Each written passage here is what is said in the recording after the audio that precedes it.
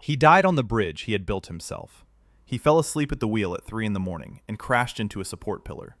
The anchor point held, but Dan didn't.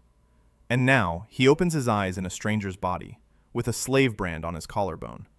The first thing he feels is water. Warm, salty. It tastes like blood mixed with sweat. He tries to breathe, and the body explodes with pain. 2 ribs on the left. He realizes it immediately, not by the sound, by the way the air enters wrong. As if someone had stuck a shard of glass in his chest, and every breath drove it deeper. A face is hovering over him.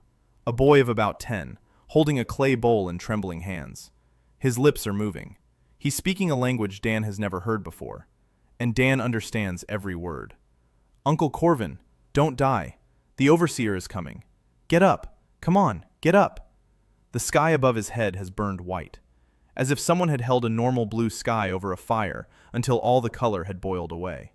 It smells of stone, dust, burnt hair, and something sweetish and heavy. Later, Dan will understand. That's how the dead smell in the heat. His left collarbone is burning.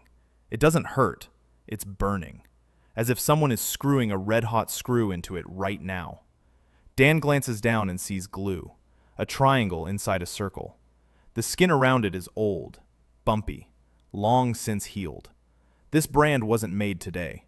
It was burned in years ago. Not on him, on the one whose body now belongs to Dan. Next to his cheek, on the hot stone, lies a leather tube, cracked, tied with a strap. It fell out of his bosom when the body fell from the scaffolding. Dan doesn't know what's inside, doesn't know why it's here, doesn't even know for sure if he's alive. But the tube is a document. A document is information, and information is the first thing you can work with. He sits down. His ribs ache so much that his vision goes dark. The boy grabs him by the elbow and pulls him up. The kid's palms are rough, like those of a 40-year-old laborer. Dan strokes his head with a hand that isn't his own. The hand is broad, with calluses he didn't earn, with nails worn down to the flesh. A stranger's hand, a stranger's body, a stranger's voice when he parts his lips and wheezes that he won't die, that the kid should fetch more water, that they need to get up. The boy nods and disappears behind the stone blocks, and then Dan allows himself to look around. A quarry, huge, carved right into the slope of a yellow hill. People everywhere, hundreds of them. They're hauling stones on their backs, on sleds, on ropes slung over wooden frames. Each one has a brand on their left collarbone. Some have a triangle, some have a circle. Some have a circle with a line through it. Slaves. Every single one of them. The overseers stand above, with bronze rods in their hands, and one is already staring at Dan. Panic sets in exactly when he expected it to. 40 minutes later. He's already on his feet. Already drinking water. Already taken 10 steps along the wall to see if he can walk. And then it hits him. Not with fear, with realization. He is dead. He died on the bridge. And now he stands barefoot on the hot stone inside the body of a man named Corvin, with a slave brand, with broken ribs. In a world where people haul boulders on their backs because they don't know what a block is. He presses himself against the wall and breathes, shallowly, quickly, just like they taught in first aid class. Hold your breath. Exhale. Don't make any decisions while you're shaking. In 5 minutes, it'll let up. 10 minutes later, he starts thinking again. 15 minutes later, he opens the tube. Inside is a single sheet of parchment. Blank. Completely blank. Not a single mark. Dan turns it over in his hands. He sniffs it. He feels it. Calfskin. Well tanned. He places his palm on the surface just to check the texture. And the parchment comes to life. Lines emerge from nowhere. Thin. Precise. As if someone invisible were drawing right beneath his fingers. Dan pulls his hand away. The lines freeze. He places his palm back down. The lines continue. A minute later, there's a drawing on the parchment. Complete. With projections. With cross-sections. With dimensions. A mud brick wall. Reinforced with reeds. Layered tamping. a rammed earth technique that Dan knew from textbooks but had never applied. And he understands this drawing not with his eyes, with his gut, as if he himself had been designing this wall for the past 6 months, as if he knows every layer, every tolerance, every critical point. The drawing fades and disappears. The parchment is blank again, but everything remains in his head, every line, every number. Dan closes his eyes, opens them, rolls up the parchment, tucks the tube into his bosom, where Corvin used to carry it, and speaks aloud in a language he never studied, but which he masters perfectly. All right, let's get to work. For the rest of the day, he watches. He sits by the wall, holds his ribs, watches, and what he sees beyond the edge. In 10 years on construction sites, Dan has seen it all. How they skimp on rebar, how they pour the foundation in the rain, how load-bearing walls are set on sand. But not this. They're laying stones without mortar, without fitting them together, just stacking one on top of the other and relying on the weight. They're digging foundations only as deep as a handspan. Scaffolding is held up by a promise and 2 ropes, and people are dying. Right now, right before his eyes. A guy, about 20, is dragging a block up the ramp. The rope snaps. The block rolls backward. The guy doesn't have time to jump out of the way. No one even turns around. The body is dragged aside and work continues. Dan counts. That's all he can do right now. Count. 14 critical violations in 3 hours. 14 points where the construction site kills people, not out of necessity, but out of stupidity, out of ignorance. Because no one here understands the simplest things. That the load needs to be distributed. That the rope wears out. That a ramp at this angle is a suicide slope. He can fix this. Not everything. Not right away. But he can. In the evening, the boy brings a flatbread and water. He says his name is Ben. That he's been with Corvin since he was 6. That Corvin picked him up by the road when the slave traders abandoned the sick. Dan chews on the flatbread, hard as a soul. He looks at Ben. At the quarry that fades into twilight. At the bodies at the foot of the ramp that won't be buried until morning. At the brands. At the ropes. At the walls that will collapse in a month. And he thinks calmly, like an engineer. I need a plan. I need people. And I need no one to die tomorrow. The morning began with a shout. An overseer named Gazur walked along the barracks and struck a wooden post with a bronze rod. The sound was like a gunshot. Everyone stood up. Dan stood up too. His ribs hadn't healed overnight. They couldn't have. But Corvin's body was accustomed to pain. It moved even when it shouldn't have. Dan let that muscle memory take over. He stepped into line. He received a portion of barley porridge from the communal pot. He stood in line with the others. Gazur walked around and assigned tasks. You to the ramp, you to the stretcher, you to the pit. Dan waited. Gazur reached him, stopped, looked up because Corvin's body was large. Said it was time for Corvin to die properly, not just lie around. That today, he was going to the block hoist. Dan nodded. It was the most dangerous section. A guy had died there yesterday, but that was exactly where Dan wanted to be. Because that was exactly where a disaster was supposed to happen in 6 hours. He'd seen it yesterday. The ramp they used to haul the blocks up was at a 30-degree angle. For unprocessed stone on an earthen embankment, that's the limit. But the embankment was eroding. Every day, the slaves hauled 200-kilogram blocks up on sleds. Every day, the sleds slipped. Every day, someone died. And by evening, Gazur would announce that the south wall had to be ready. The formwork had to be up. Otherwise, 5 men would be executed. Execution here meant having their throats slit in front of everyone. For discipline. There was nothing to make the formwork with. There were no planks left. There were fragments of an old frame and wet clay.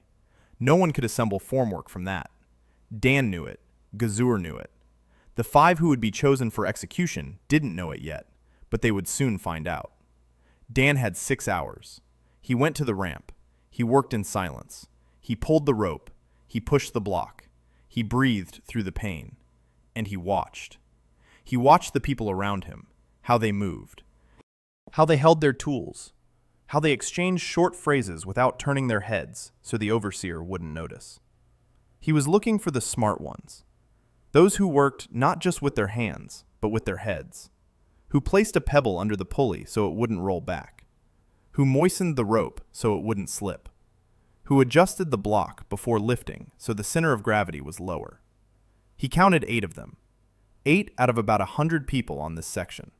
One was an old man with a round brand, a field slave transferred to the construction site.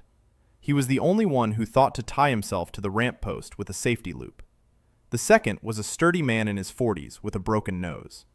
He hoisted the block not straight up, but in an arc. It's easier that way. This understanding of leverage at the level of gene. The third was very young, about 17. He was the only one in the whole crew who checked the rope before every lift.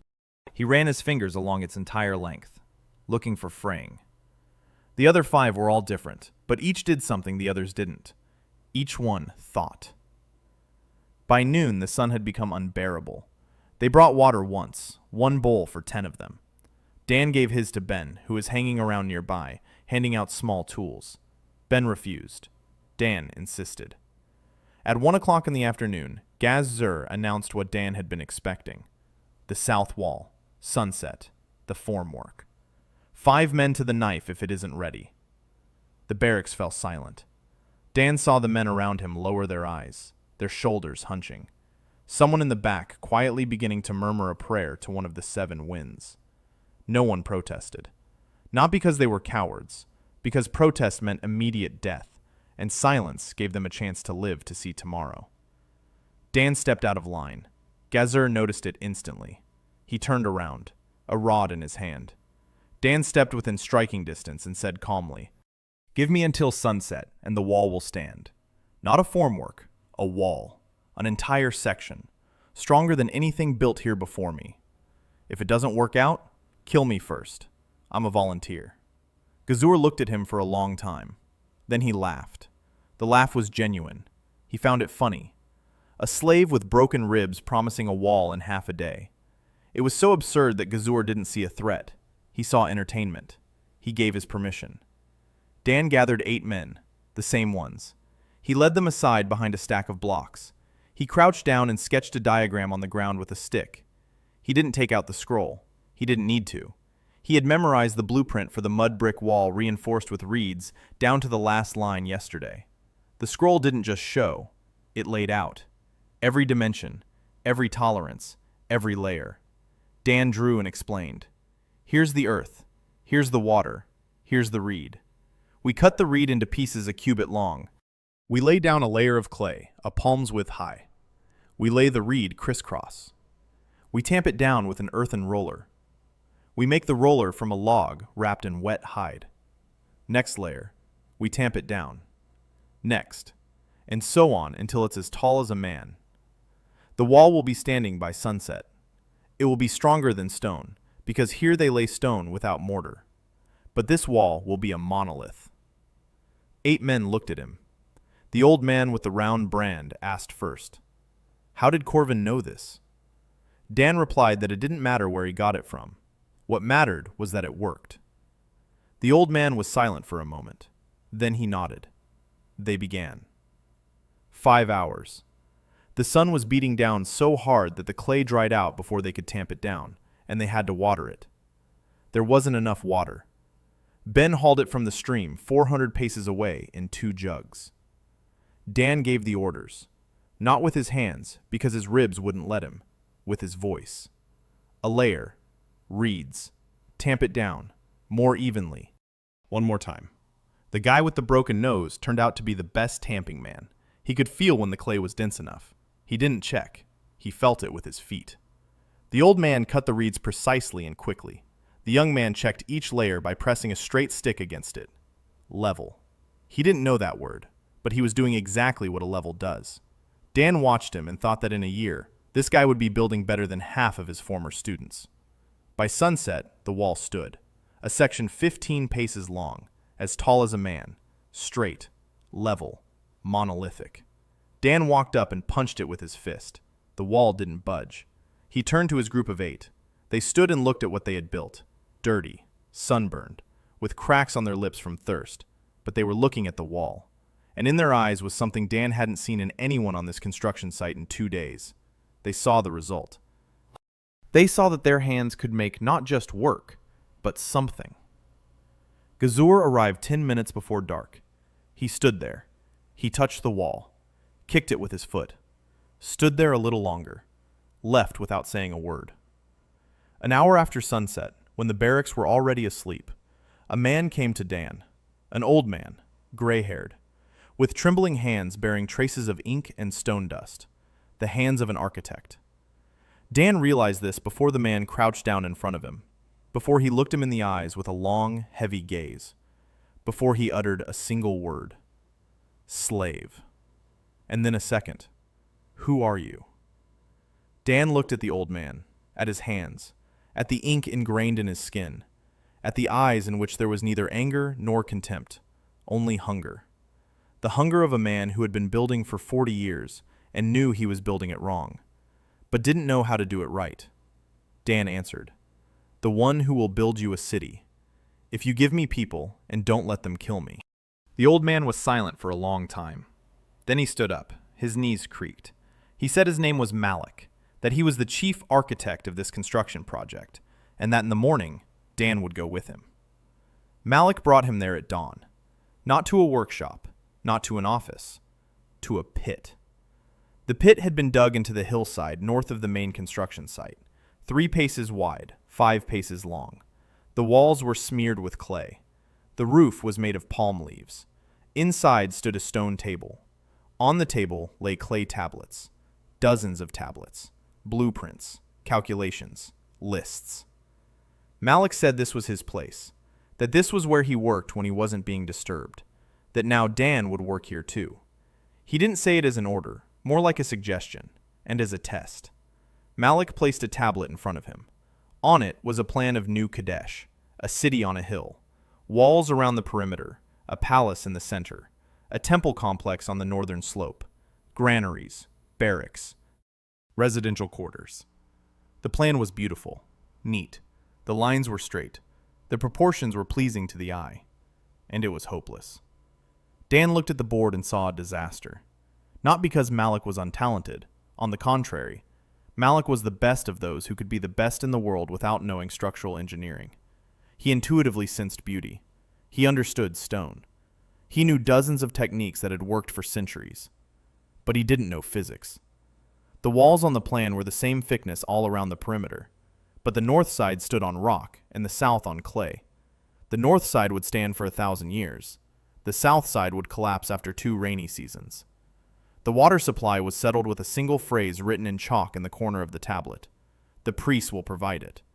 There was no sewage system at all. Dan asked where the sewage from a city of 100,000 people would go. Malik looked at him as if he'd ask where the wind goes. Nowhere. Down. As always. Dan closed his eyes. Opened them. He looked at Malik and said the plan was good, that the lines were beautiful, that the palace was laid out correctly, and that if they built it as is, in 3 years, the city would kill more people than a war. Malik didn't get angry. That surprised Dan the most. The old man sat down on a stone bench. He folded his hands in his lap and asked for an explanation. Dan explained for 3 hours, without the scroll. He didn't take out the scroll while Malik was there. It wasn't time yet. He explained using his fingers, using sticks, on pebbles. This is the south wall. This is the soil beneath it. The soil is soft. When it rains, it absorbs water. When the water drains away, the soil settles. The wall settles along with it, unevenly. A crack. More rain. More settling. Collapse. Malik listened. His hands stopped shaking. Dan noticed this. When the old man thought, his hands became still. The trembling wasn't from age. It was from anxiety. Malik was always anxious, except for those moments when he thought about stone. By noon, they had redrawn the southern wall. Dan laid the foundation twice as deep and 1.5 feet wider. He added buttresses every 10 feet. He explained why. Not just how, why. Because the load presses not only downward, but also sideways. Because the wind pushes against the wall. Because the earth moves. Malik looked at him with the same hungry gaze as last night. Then he said one word. More. They worked until evening. Dan redrew the foundations. He suggested a drainage ditch around the entire perimeter. He explained how water flows under the wall and how to divert it before it washes away the foundation. Malik wrote it down on a slate. Quickly. Eagerly. His handwriting got smaller because there wasn't enough space. By evening, they had a new plan for the south wall. One wall. Out of the whole city. Malik looked at the slate, then at Dan, then back at the tablet. He asked how long it would take to redraw the entire city. Dan replied that if they worked every day, it would take a month. Malik nodded. Then he asked something else. How did Corvin know this? Who taught him? Dan was silent. He couldn't tell the truth. Not because Malik wouldn't believe him, but because the truth was dangerous here. The priests of the Seven Winds controlled everything inexplicable. Anything that went beyond the ordinary, they declared either a miracle of the gods or an evil omen. There was no third option. A man who knows what he cannot know is either a prophet or a possessed one. Prophets were taken to the temple. The possessed were burned. Dan said he had a teacher, far away, across the sea. The teacher died, and Corvin came here because there was nowhere else to go. Malik didn't believe him. Dan could see that. But the old man didn't press the issue. He nodded and left. On the third day of working together, Malik brought his daughter. She walked into the pit in silence. She sat down in a corner. She took out a piece of charcoal and a flat stone, and she began to trace the drawing that lay on the table. Her name was Kaylin Park. She was 22. She was wearing pants, no jewelry. Her hair was pulled back with a strap. Her hands were covered in stone dust, just like her father's. She didn't say hello. She didn't introduce herself.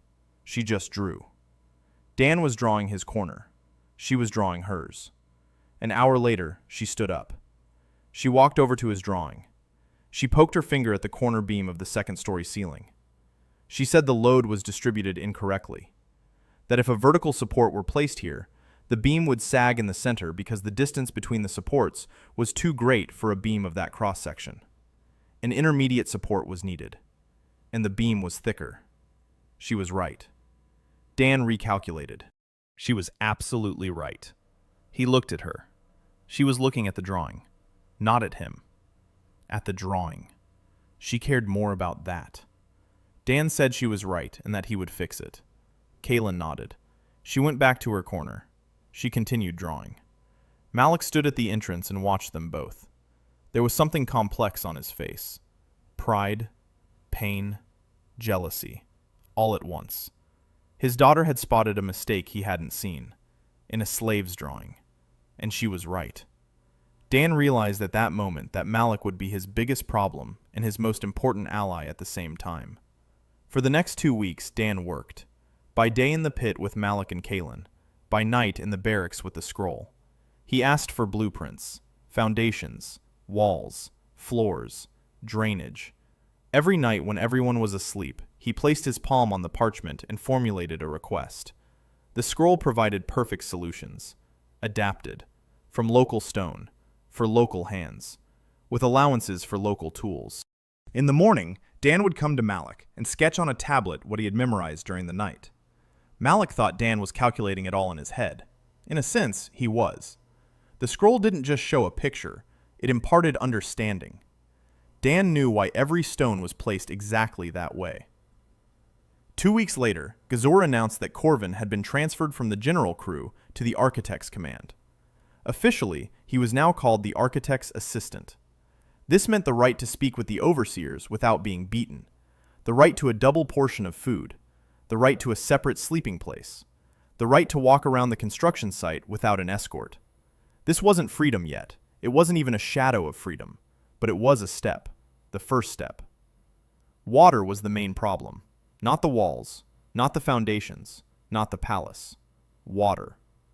New Kadesh stood on high ground. King Telmer had chosen this spot because from the hill, one could see 3 days' journey in every direction. The enemy could not approach unnoticed. It was the right choice from a military standpoint, and it was a disaster from a hydraulic engineering standpoint. The nearest water source, the Heladon River, flowed through the valley. The elevation difference from the river to the construction site was about 40 cubits. By Dan's standards, that's 20 meters. A 20-meter rise in water level without pumps. No pressure. No pipes. Now the water was being hauled by hand. Slaves with jugs. In a chain. From the river to the construction site. 400 people were working solely on the water. 400 people who weren't building. Who weren't quarrying stone. Who weren't cutting wood. They were simply hauling water up the slope. And there still wasn't enough water. People drank murky, warm sludge from leather wineskins. The mortar for the masonry was mixed by eye without enough water. The clay dried unevenly. The stone crumbled. The walls cracked. Slaves died of dehydration. 3 people a day on average. Dan kept count. Dan always kept count. In the months since construction began, about 90 people had died from thirst and related illnesses. It wasn't starvation, not beatings, not collapses, just a lack of water on the hill in the midst of a drought. He took out the scroll at night, placed his palm on it, formulated the request. An aqueduct, from the river to the top of the hill, a 20-meter drop, a distance of 3,000 paces. The material, local limestone and clay. The workforce, 80 untrained slaves. The scroll took longer than usual to respond, or so it seemed to Dan. The lines emerged slowly, thoroughly, as if the parchment understood that this was more important than anything he had ever drawn before. The drawing was beautiful. Dan sat in the darkness of the barracks and looked at the lines glowing with a soft, dim light. The aqueduct did not run straight up the hill. That would have been impossible. It ran along the slope, in a zigzag. Long, gentle sections with a drop of 1 finger's width for every 10 steps. A classic Roman principle. Water doesn't rise upward. Water flows downward. Always downward. The trick is to have the intake point high enough upstream. Then the water will flow where it needs to go, on its own. You just have to give it a path. The scroll showed exactly where on the river to build the intake. 5,000 steps upstream. There, the Helidon River loops, and the water level is higher than at the construction site. The aqueduct will start from there. Long. 16,000 paces up the slope. But gentle.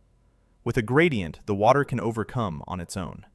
No pumps, no magic. No 400 slaves with jugs. A minute later, the drawing faded. But Dan had already seen it all. Every turn, every support, every joint. In the morning he went to Malak. He laid out before him the tablet on which he had sketched the general plan the night before. Malak looked at it for a long time. His finger traced the line of the aqueduct from start to finish. He asked how the water would go up. Dan replied that the water wouldn't go up. The water would go down. Always down. Just start from the top. Malak closed his eyes. He opened them. And Dan saw that the old man understood. Truly understood. He hadn't just memorized it. He hadn't taken his word for it. He understood. It was a moment. A brief one. Quiet. Malak placed both palms on the tablet and said that they had been building cities for 40 generations and had never once thought that water could be drawn from higher up. They had always hauled it up, always by hand, always losing people. And here, they could simply draw it from higher up. He fell silent, and Dan saw that the old man's hands weren't shaking. The problem lay elsewhere. 80 slaves. 16 days. 16,000 steps of stone trough along the mountainside. It wasn't a blueprint. It was a feat. Dan went to the construction foreman, the foreman Hart, fat, sweaty, with a gold bracelet on each wrist and small, angry eyes. Hart didn't build. Hart counted. Slaves, stones, days, losses. To Hart, the construction site was a number. How many bodies were still fit for work? How many blocks had been laid? How many days until winter?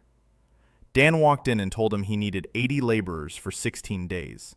Hart laughed, said he was already short-handed, that 30 men had died in the last week, that if he gave up 80, the southern wall would be finished. Dan said that if he didn't give up 80, another 100 would die in a month, and another 200 in 2 months, and by winter, there would be no one left to finish the construction. Hart stopped laughing. Dan placed a chart with the calculations in front of him. Simple. 400 slaves carry water. That's 400 slaves who aren't building. The aqueduct will replace them all. Forever. In 16 days, 400 men will be back on the masonry. Deaths from thirst will drop to 0. Construction speed will triple. The city will be ready by winter. Hart stared at the chart. He didn't understand the blueprints, but he understood the numbers. The slaves back to the masonry.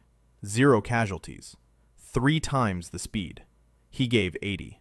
The 16 days were hell. Dan didn't sleep. Or rather, he slept for 2 hours between shifts. He divided the aqueduct route into sections.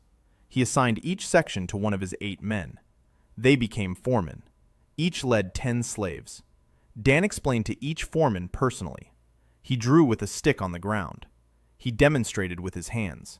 He walked through the section with them and set stakes. We dig here, this deep, this wide. We check the slope with water. We pour it into the trough. If the water stands still, the slope is too shallow. If it runs too fast, the slope is too steep. It needs to flow evenly, calmly, like a person walking without hurrying.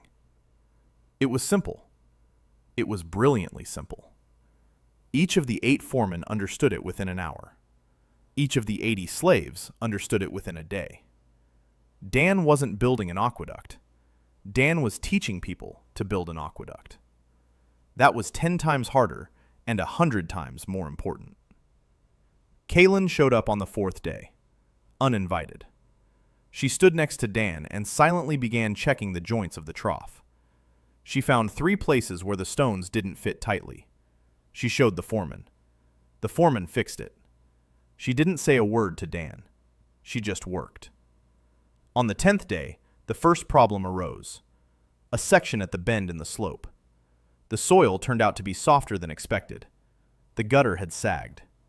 2 days of work down the drain. The foreman came to Dan with the look of a man expecting a blow. Dan didn't hit him. Dan went and took a look. He pulled out the scroll that night and asked for a solution.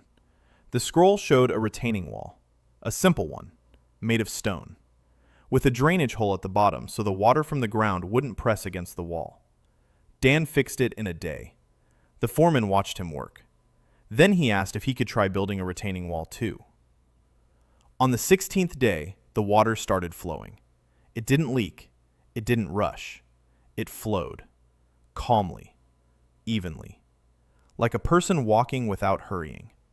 It flowed through a stone trough, zigzagging down the hillside, past the turns, past the retaining walls, past the joints that Kaylin had checked 3 times, and it reached the construction site, the large stone reservoir that Dan had built at the top. Water filled it slowly, in a thin, steady stream, but it was flowing. The first to drink from the reservoir was Ben, not because Dan had decided so, because Ben was standing closest. He filled a bowl and looked at the water. Clean, cool, river water. Not that warm, salty, murky sludge he'd given Dan to drink on the first day. Real water. Word reached the palace that very same day. Steward Hart had sent a messenger. King Telmer VI heard the name Corvin for the first time. Not Dan. Corvin. A slave with a triangle and a circle brand. The one who built the canal and the water flowed on its own. Without priests. Without sacrifices. Without prayers to the 7 winds. The priests found out before the king. The 7 winds had ears everywhere. In every barracks. In every workshop. In every caravan that came to the construction site with supplies. The priest observer at the construction site was named Tasso. Young. 25 years old. Slender hands. Shaven head. A wind tattoo on his right temple. Tasso wasn't evil. Tasso was a believer. He saw how 400 slaves stopped hauling water. He saw the stone trough on the slope. He saw the water flowing on its own, without prayer, without ritual, without blood. And he was frightened. Because if water flows without priests, then what is the point of priests? Tasso wrote a letter to the main temple of the Seven Winds in the capital. The letter left with a caravan, and 8 days later lay on the table of the high priest Enkad. Dan didn't know about this. He was working. 2 months passed quickly. The aqueduct changed everything. Not just the water, the people. 400 slaves returned to the masonry. The walls grew twice as fast. The mortar was mixed properly. The stone stopped crumbling. The foundations that Dan had redrawn stood as solid as a rock. The southern wall rose to a height of 3 men tall. The buttresses held it firmly in place. Dan walked the construction site every day. He checked. He corrected. He explained. His team of 8 foremen now commanded 80 workers. Each of the 80 slaves building the aqueduct knew more than they had a month ago. They understood the slope. They understood the joints. They understood why drainage was needed. They taught others. Knowledge spread like water through a gutter. Slowly, steadily, unstoppably. Malik was changing. Dan saw it every day. The old man arrived at dawn and left after dark. He redrew 3/4 of the city plan according to new principles. His drawings had changed. Where there had once been beautiful lines, there were now precise lines. Where there had once been guesswork, there were now calculations. Malik was learning. At 60 years old, after 40 years of experience, he was learning from a slave half his age. And Dan could see that it was costing the old man dearly. Every evening when they finished, Malik would sit silently over the plans. His hands trembled. Not from fatigue, from realization. For 40 years he had been building wrong. For 40 years, walls had crumbled and people had died, and he hadn't known why. But now he knew. And that knowledge was heavier than any stone. One night, Malik said aloud that he had built 3 palaces and 2 temples, that more people had died on each one than necessary, that he considered it a price, a normal price, that everyone considered it a price. He fell silent. Dan didn't answer. There was nothing to say. The truth needed no comment. Kaylin worked every day. She didn't ask for permission. She didn't explain why she'd come. She just was there, drawing, checking, arguing. She argued with Dan more often than anyone else on the construction site. Not out of stubbornness, out of precision. She saw things Dan missed. Little details, the angle of the gutter, the thickness of the lintel above the doorway, the distance between the rafters. She was right 7 times out of 10. In the other 3 cases, she was wrong, but her logic was flawless. She simply didn't know what Dan knew. Not yet, anyway. She learned so quickly that Dan sometimes forgot she was 22 and had never seen a textbook. By the end of the 2nd month, Dan thought about food for the first time. Not his own. Food for the slaves. Construction was underway. There was water, but the food was still poor. Barley porridge in the morning, a piece of flatbread at noon, sometimes a handful of dates. The men worked at their limits on a half-starved diet. Their bodies held up, but their hands began to shake by evening. Shaking hands don't lay precise masonry. Shaky hands drop tools. They drop stones. They drop themselves from the scaffolding. Dan went to Hart again. He said the slaves needed more food. Hart said there was no food. Drought, the 7th year. Heladon is drying up. The harvest is withering. Grain costs 3 times as much as it did 5 years ago. Dan asked about fish. Hart looked at him like he was crazy. Fish from Heladon. The river is running dry. The fish are gone. Dan asked if they could bring them back. That night, he took out a scroll. He requested a fish trap for a shallow river. The scroll revealed a design Dan recognized. A versha. A woven basket with a conical entrance. The fish go in and can't get out. Simple, ancient, effective. But they didn't know that here. Here they caught fish with their hands, or with a spear, or didn't catch them at all. He asked for more. The simplest weir for fish breeding in a side channel. A diversion from the aqueduct to fill the pond. The scroll provided everything, with dimensions, with depths, calculating how much fish could be harvested per week without depleting the population. Aquaculture engineering for the Bronze Age. Dan smiled in the darkness. 10 years ago, he wouldn't have believed he'd be designing a fish farm by the light of a magical parchment in a slave barracks. Life is full of surprises, especially after death. He built the dam in 3 days, with a crew of 15. Diverted water from the aqueduct through a narrow side channel, lined the bottom with stone, reinforced the banks with wattle, set up weirs at the inlet and outlet. A week later, there were fish. Not much, but there was some. Fresh river fish with barley porridge. The foreman got a double portion. The workers got the usual. But even a regular portion of fish for lunch changed everything. Their hands stopped shaking. The men worked until sunset without collapsing. The masonry became more precise. Wastage fell by half again. Hart looked at the numbers and said nothing. He said nothing because the numbers didn't lie. A single slave bearing the triangle brand did more for his construction site than 100 overseers with bronze rods. At the end of the 4th month, bread arrived. Ordinary bread, in a basket, from the kitchen priest for the architect's barracks. Dan didn't eat bread on the construction site. Bread was a luxury. Porridge and flatbread were the norm. Bread was sent only on holidays or by special order. The basket stood on a stone table in Malik's pit. 3 round loaves, warm, smelling so good that Dan's stomach cramped. He reached for the basket. And at that moment, a girl entered the pit. Tall, muscular, barefoot, with a circle branded on her left cheek. Not on her collarbone, on her cheek. A nobody. The lowest caste. She knocked the basket off the table with a single movement. The bread rolled across the floor. Dan recoiled. She said one word. Poison. Dan looked at the bread, then at her. She said she'd seen the kitchen priest. He'd been standing over the basket for too long, whispering. Not a prayer. She knows what a prayer looks like. This wasn't it. And then he looked toward the pit, with that look on his face. She couldn't explain what kind, but she knew. Dan was looking at her, at the brand on her cheek, at her bare feet, at the hands that had just saved his life. He asked her name. She replied that it was Ashira. Dan nodded, said thank you. She shrugged. Then she picked up the bread from the floor and carried it out of the pit. Dan sat in silence, stared at the empty table. Poison. The kitchen priest. Tasso. A letter to the capital. In Cod.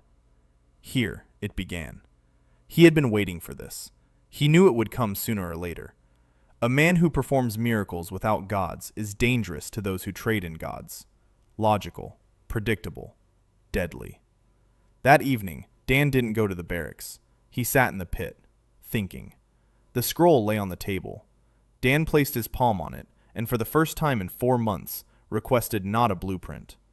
A fortified dwelling, a single room, for one person, with a single entrance, with ventilation that prevents anything through the opening, lockable from the inside.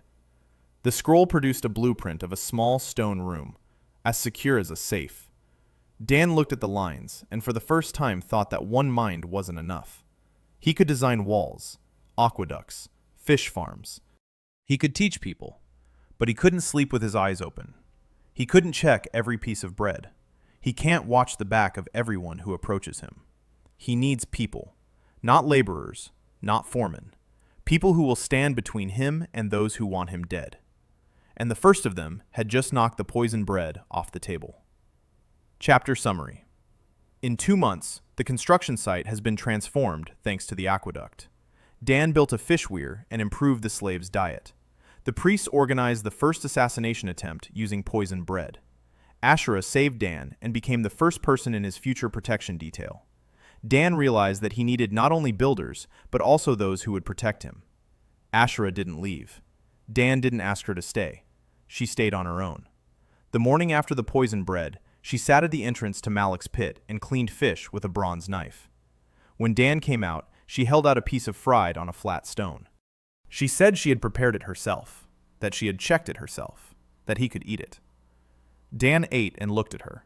The brand on her cheek was old, deep, a circle the size of a coin right on her cheekbone.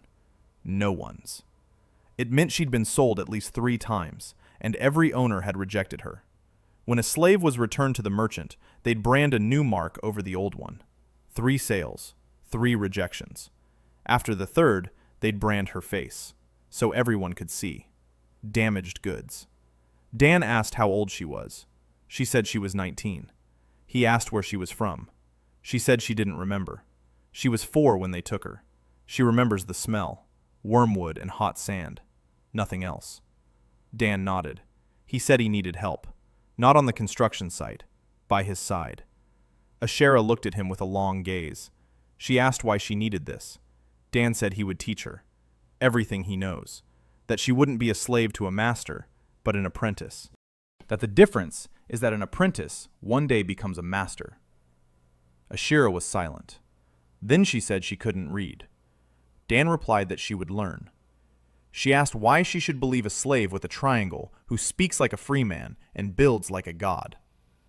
Dan replied that she had no reason to believe him, but she had eyes, and she could watch. If in a month she saw that he was lying, she would leave. Ashera stayed. She turned out to be quick. Not in her thoughts. Her thoughts were actually slow, thorough. She thought for a long time before speaking. But her hands were like a surgeon's. Dan showed her a knot once, a sailor's knot, then a construction knot, then a scaffolding knot. She repeated each one on the first try. After a week, she knew 20 knots. After 2 weeks, 30. She didn't just memorize the shape. She understood the force, where to pull, where to hold, where to let go. Dan appointed her forewoman, of the women's crew. That had never happened before. Women on the construction site carried water. They served mortar.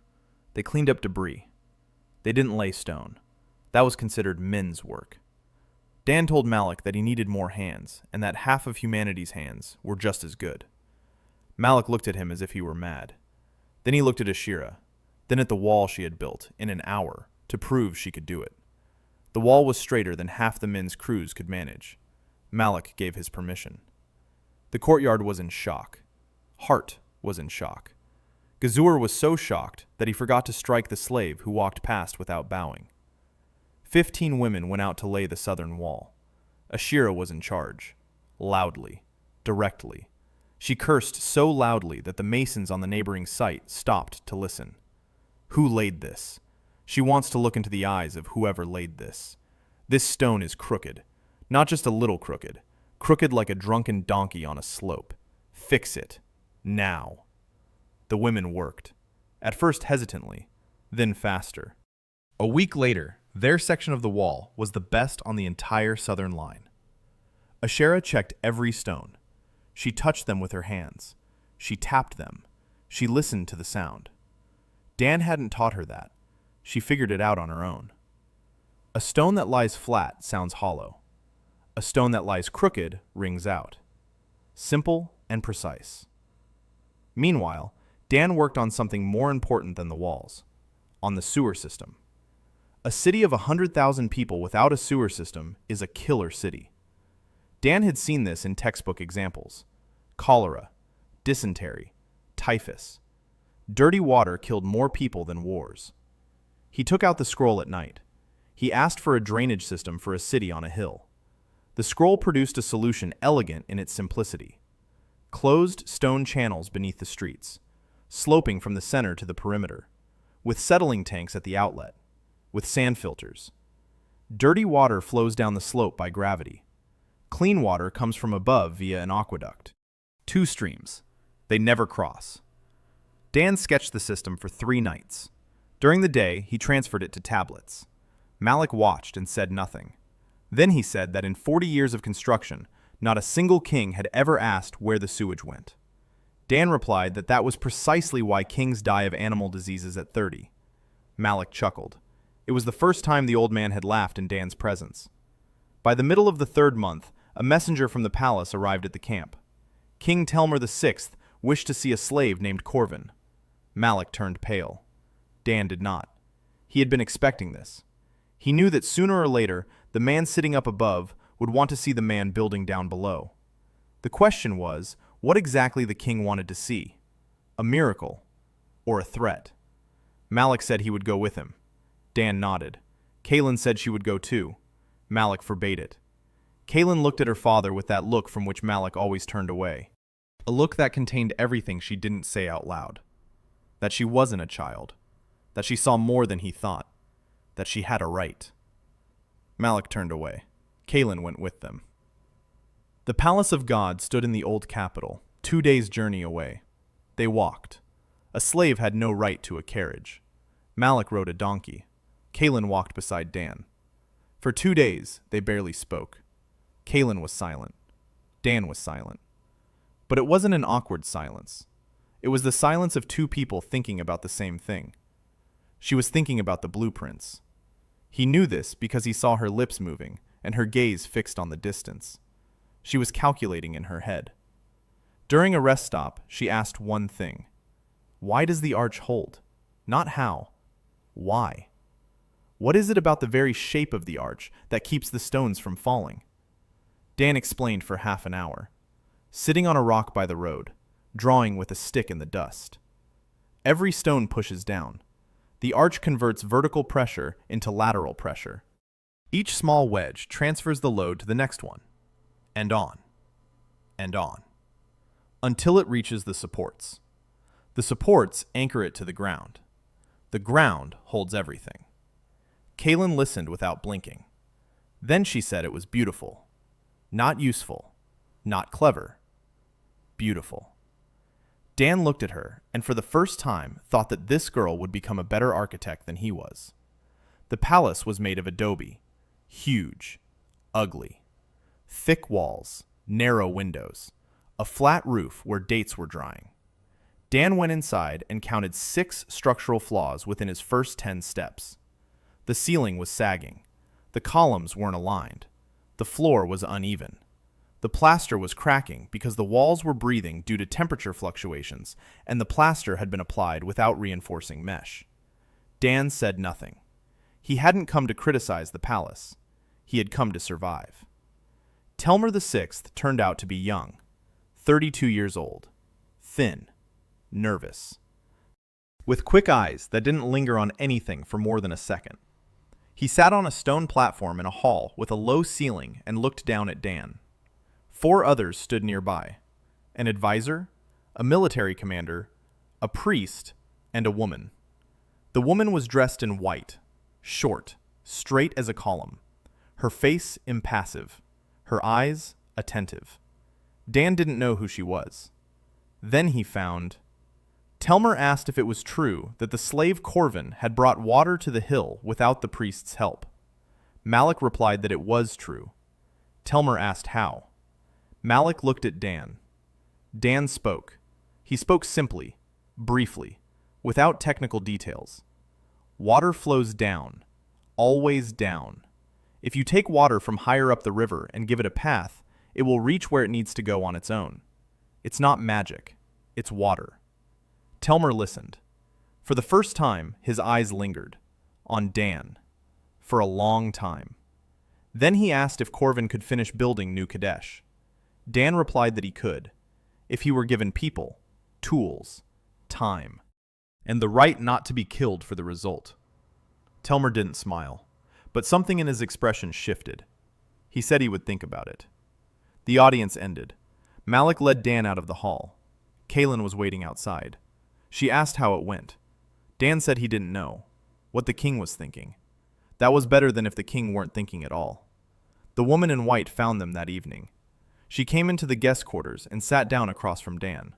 Her name was Lian So-hee, 24 years old, the daughter of the murdered ambassador from Chosun, a hostage at the Telmer court for 15 years, a translator, and administrator, the one who knew 4 languages and understood blueprints at a glance. She placed a tablet in front of Dan, his tablet, with the plan of the aqueduct, the one he had left with Malik. She read the drawing. She said she knew what it was. There had been canals in Chosun, long ago, before the war. She remembers. Not the canals, the smell of water in the canals. She was 5 when her mother took her past the rice fields, and water flowed through a trough between the terraces.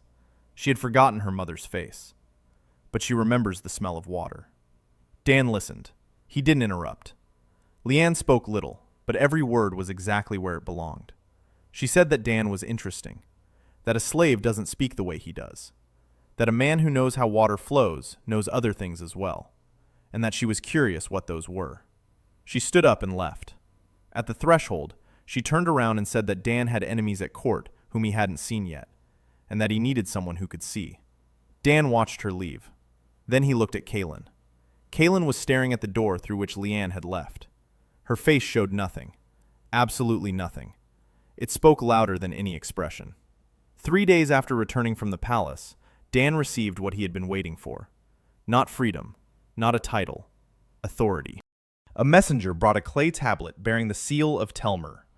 The tablet stated that the slave Corvin was appointed chief builder of New Kadesh under the supervision of the chief architect Malak, that all the work crews on the construction site were under his command, that his instructions carried the weight of an order from the overseer, that anyone who attempted to take his life would be held accountable to the palace. The last point was the most important. Not authority, protection. Telmer had not removed the brand, had not set Dan free, but had placed a seal upon him, and the seal meant that killing him had become more costly. Not impossible, more costly. Hart read the plaque and said nothing. Gazur read it and spat. The overseers looked at Dan in a new way, not with respect, with caution. A slave bearing the king's seal was something incomprehensible. The incomprehensible frightened them more than the dangerous. Dan began to work differently. Before, he had been Malak's hands. Now he was the foreman. The difference was enormous. Before, he had drawn plans and explained them to a single old man. Now he drew plans and explained them to hundreds. Every day he walked through all the sections: the south wall, the north wall, the west gate, the palace foundation, the temple platform, the granaries. He stopped at every section. He looked. He made adjustments. And most importantly, he explained. He didn't give orders. He explained. Take this wall. It's leaning outward by the width of a finger. Why is that bad? Because every day the lean gets worse. In a year, the stones will start to shift apart and the wall will collapse outward. How to fix it? Like this. A buttress. It holds the wall just as a hand holds a friend who has stumbled. He didn't just give orders. He turned the slaves into masters. Everyone who worked with him for a week left knowing more than when they arrived. And that was his real weapon. Not a scroll, not blueprints. People who know how. Because a scroll can be taken away. A blueprint can be burned. But no one can take away the knowledge in a person's head. In the middle of the 4th month, the first real test came. The wall of the western gate cracked. Not a small one. From the foundation to the top row of masonry, 10 paces long, visible from 50 paces away. Gazur was the first to see it and ran to Hart. Hart ran to Malik. Malik ran to Dan. The crack was in the section they'd built before Dan took over. Old masonry, no buttresses, no drainage. Stone upon stone without mortar. Rain 2 days earlier had washed away the soil beneath the foundation, and the wall had started to give way. Dan looked at the crack and thought, quickly. Demolishing and rebuilding it would take a month's work. There's no month. Winter is 8 weeks away. Ishtar could cross the border at any moment. The wall is needed now. He took out the scroll at night. He asked for a method to repair the cracked wall without dismantling it. The scroll provided a solution that Dan knew from earthly practice, but hadn't expected to see here. A tie. Bronze staples driven across the crack. Each staple pulls 2 pieces of the wall together, just as a surgical suture pulls a wound together. Plus an injection.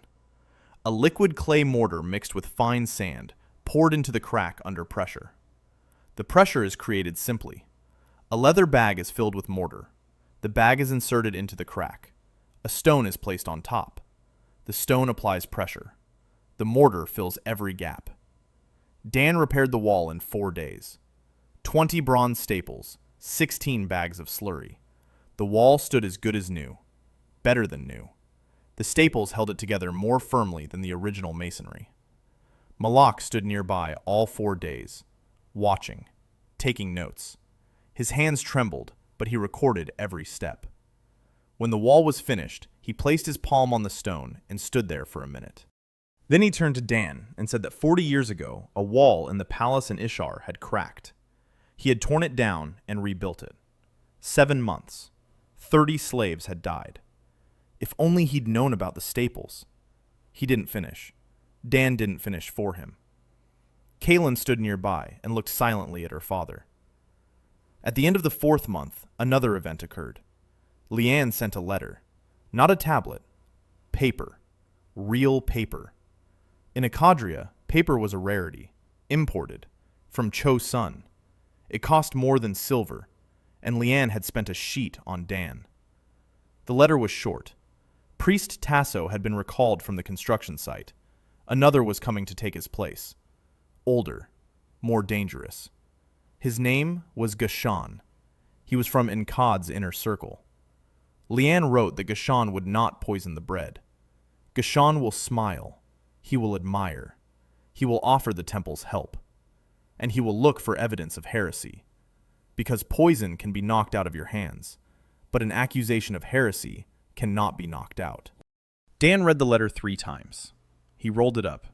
He tucked it into his bosom next to the scroll. 2 documents. One gave him knowledge. The second gave him a different kind of knowledge, no less valuable. Gashan arrived a week later. He was exactly as Leanne had described, smiling, curious. He asked questions. How the aqueduct works, how the drainage system is set up, why a wall with buttresses is stronger. Dan answered, carefully. He explained physics, not magic. Stone presses down, water flows down, the earth moves. It's simple, it's all explainable. Gashan nodded. He wrote it down on a tablet. He smiled. Every evening he went back to his quarters, and Dan was sure that every word he said went into a report for Enkad. Ashera said she could keep an eye on Gashan. Dan forbade it. Surveillance is a risk. If they get caught, it's a charge of conspiracy against the temple. That's death. Not for Dan, for her. He couldn't let that happen. Instead, he changed his strategy. He stopped working alone. Every drawing he made now went through Malik, through Kaylin, through the foreman. If anyone asked who had come up with it, Dan would say it was a joint effort, that Malik had provided the foundation, that Kaylin had calculated the load, that the foreman suggested the laying method. He diluted his own role. He made it impossible to accuse a single person of performing miracles. Because if one person performs miracles, it's witchcraft. If 10 people do the same things, it's craftsmanship. And the priests cannot ban craftsmanship. It wasn't cowardice. It was engineering thinking applied to politics. Load distribution. Distributing the load. There shouldn't be a single point of critical stress. If Dan is the only one who knows and can do it, then Dan is the only one who needs to be killed. If 50 people know and can do it, then killing him is pointless. Knowledge doesn't burn. Knowledge doesn't sink. Knowledge lives in people's heads. And the more heads there are, the stronger the structure. Malik was the first to understand this. The old man looked at Dan after yet another evening when Dan had redrawn the blueprint so that 3/4 of the solutions looked like other people's ideas. Malik said it was clever, that he himself wouldn't have thought of it, that Dan was building more than just walls. Dan replied that walls were the simplest thing. Walls stand, people fall. We need to make sure they don't fall. The 5th month. The walls of New Kadesh had risen to their full height along the entire perimeter. 4 walls, 12 towers, 3 gates. Dan stood at the top of the northern tower and looked down. The city was still empty, a skeleton without flesh. The streets were marked with stakes. The foundations had been poured. Sewers ran underground. The aqueduct was working without a hitch. Water was flowing. But there were no buildings inside the walls. Only frameworks. Only markings. Only stone waiting for hands. 6 weeks until winter. Kaylin stood nearby. She had arrived here before Dan. He found her on the tower when he climbed up at dawn.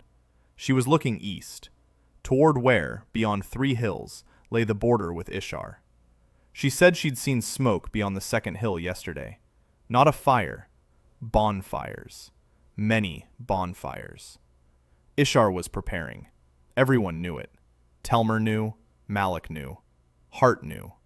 The neighboring kingdom was biding its time. If the walls weren't ready by winter, Ishtar would march into the unprotected city in the spring, and everything they'd built would be reduced to ruins. Dan climbed down from the tower and went to Malik. They sat in the pit and counted. They weren't sketching, they were counting. How many workers? How much stone in the warehouses? How many days until the first rains? How many buildings needed to be built at a minimum for the city to survive? The palace, the barracks, the granary, the temple. Malik insisted on the temple. Not out of piety, out of politics. A city without a temple is no city. The priests won't recognize it. The people won't go. Dan agreed, but he said the temple wouldn't be the kind Malik was used to. He took out a scroll at night. He requested a temple and added one word that changed everything. For whom? For a 60-year-old priest with bad knees, who turns to the right during the ritual, who whispers instead of shouting, who spends 12 hours a day in the temple. The scroll revealed a building that made Dan forget to breathe for a second. It was not a ziggurat, not a pyramid, not a box of adobe. It was a space. A low ceiling so that whispers would not be lost. Gentle steps for bad knees. Acoustic niches in the walls that gathered sound and directed it toward the center. Light fell through narrow slits beneath the ceiling and drew stripes on the floor that moved with the sun. In the morning, the light was on the eastern wall. In the evening, on the western. At noon, right in the center of the hall, the temple breathed along with the one who served within it. Dan transferred the sketch to a tablet. He showed it to Malik. The old man was silent for a long time. Then he asked who it was. For whom was this temple? Dan said it was for Inkad. Malik looked up. Dan explained. Inkad is an enemy. Inkad wants to destroy him. But Inkad is also a priest, a true priest. He serves his gods every day. He believes. And if you give him a temple built just for him, for his descendants, for his voice, for his ritual, then it wouldn't be a bribe. It would be respect. And respect disarms more powerfully than walls. Malik looked at him, and on his face was that very expression, pride and pain, the realization that before him stood someone he himself would never become, not because he lacked talent, because he lacked strangeness, that particular strangeness that allows one to build a temple for one's enemy. Construction picked up speed. Dan switched all the crews to double shifts, 12 hours of work, 6 hours of sleep, 6 hours for food and rest. He hated that schedule. It wore people down. But there was no choice. Winter was coming. Ishtar was sharpening his knives. Dan made up for it as best he could. The food got better. The fish weir provided a steady catch.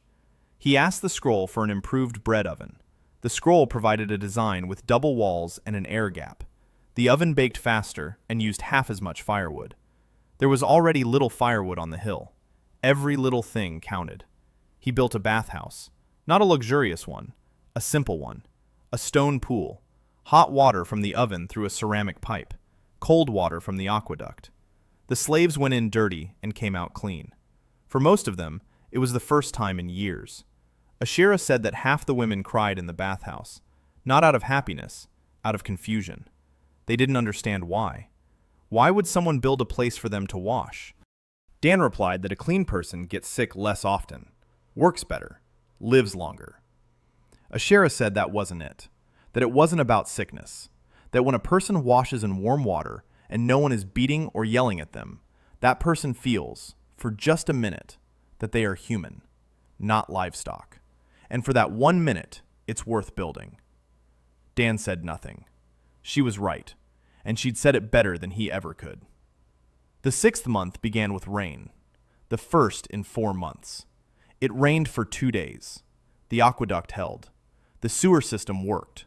Drainage ditches carried the water away from the walls. Not a single wall cracked. Not a single foundation settled. Dan stood in the rain in the middle of the unfinished city and watched as the water flowed into the stone gutters exactly where it was supposed to. Ashera stood Ashera, silently getting soaked. Dan said that if everything worked in the rain, they would survive the winter. Ashera said that either his ribs had already healed or he had simply forgotten about them. Dan touched his left side. The ribs had healed. He really had forgotten. By the end of the 6th month, New Kadesh stood. Not all of it. Not completely. Walls. Gates. Barracks for 3,000. A palace 1/3 complete. A granary. A temple. A bathhouse. Sewers. An aqueduct. 30 residential buildings already occupied by the first families. The city was a skeleton growing flesh, but it was there. It stood. It functioned, and water flowed through it on its own. Telmer arrived in person. He walked along the walls. He descended into the sewer tunnel. He climbed the tower. He entered the temple. He stood for a long time in the center of the hall, in a strip of midday light. Then he went out and ordered the slave Corvin to be brought. Dan came. Malik stood nearby, Kaylin behind her father, Ashira at the gate, Leanne in the king's retinue. Telmer declared before the retinue and the guards and the priests and the architects and the slaves that the slave Corvin had done what the priests of the 7 winds had failed to do in 7 years, that he had given the city water, walls, order. For this, Telmer VI would remove the slave brand from him and place the mark of freedom. The priest took out a ritual knife, thin, bronze. Dan knelt, not because he wanted to, because the ritual demanded it. The knife touched the brand on his collarbone. It cut crisscross. Blood flowed. Then the priest pressed a red-hot seal against the wound, the mark of freedom, a circle with rays, like the sun. The pain was excruciating, worse than broken ribs, worse than anything Dan could remember. He didn't scream. He clenched his teeth and stared straight ahead. Leanne stood before him, in white, motionless. Their eyes met, and Dan saw that she was crying, silently. Not a single muscle in her face moved, but tears were streaming down her cheeks. The whole courtyard was silent. Dan stood up, free, for the first time in 6 months, for the first time in this body, for the first time in this world. He looked at his hands, strangers' hands, with strangers' calluses, but free. Freedom hadn't changed anything on the construction site. The stone hadn't gotten any lighter. The mortar hadn't gotten any thicker. The sun hadn't stopped burning. But freedom had changed the people around him. The slaves looked at Dan differently. Before, he had been one of them, talented, strange, but one of their own. Now he had become something else, a man who had broken free, who had risen above. For some, it was hope. For others, betrayal. The old man from the first 8, the one with the round brand, approached Dan on the 2nd day after the ritual. He said he was happy for him. Then he paused and added that there were 18,000 slaves on the construction site, and only one had become free. And that this one now walked among them as a reminder of what they lacked. Dan listened. He didn't argue. The old man was right. One freedom is an insult. 1,000 freedoms is a revolution. And he didn't want a revolution. Revolutions destroyed. He wanted to build. In his first week of freedom, Dan did something no one expected. He went to Malik and laid a plan before him. Not a building, not a wall, not a bridge. A plan for a school. The first school of builders. 40 students, half of them former slaves. Those Dan had trained on the construction site.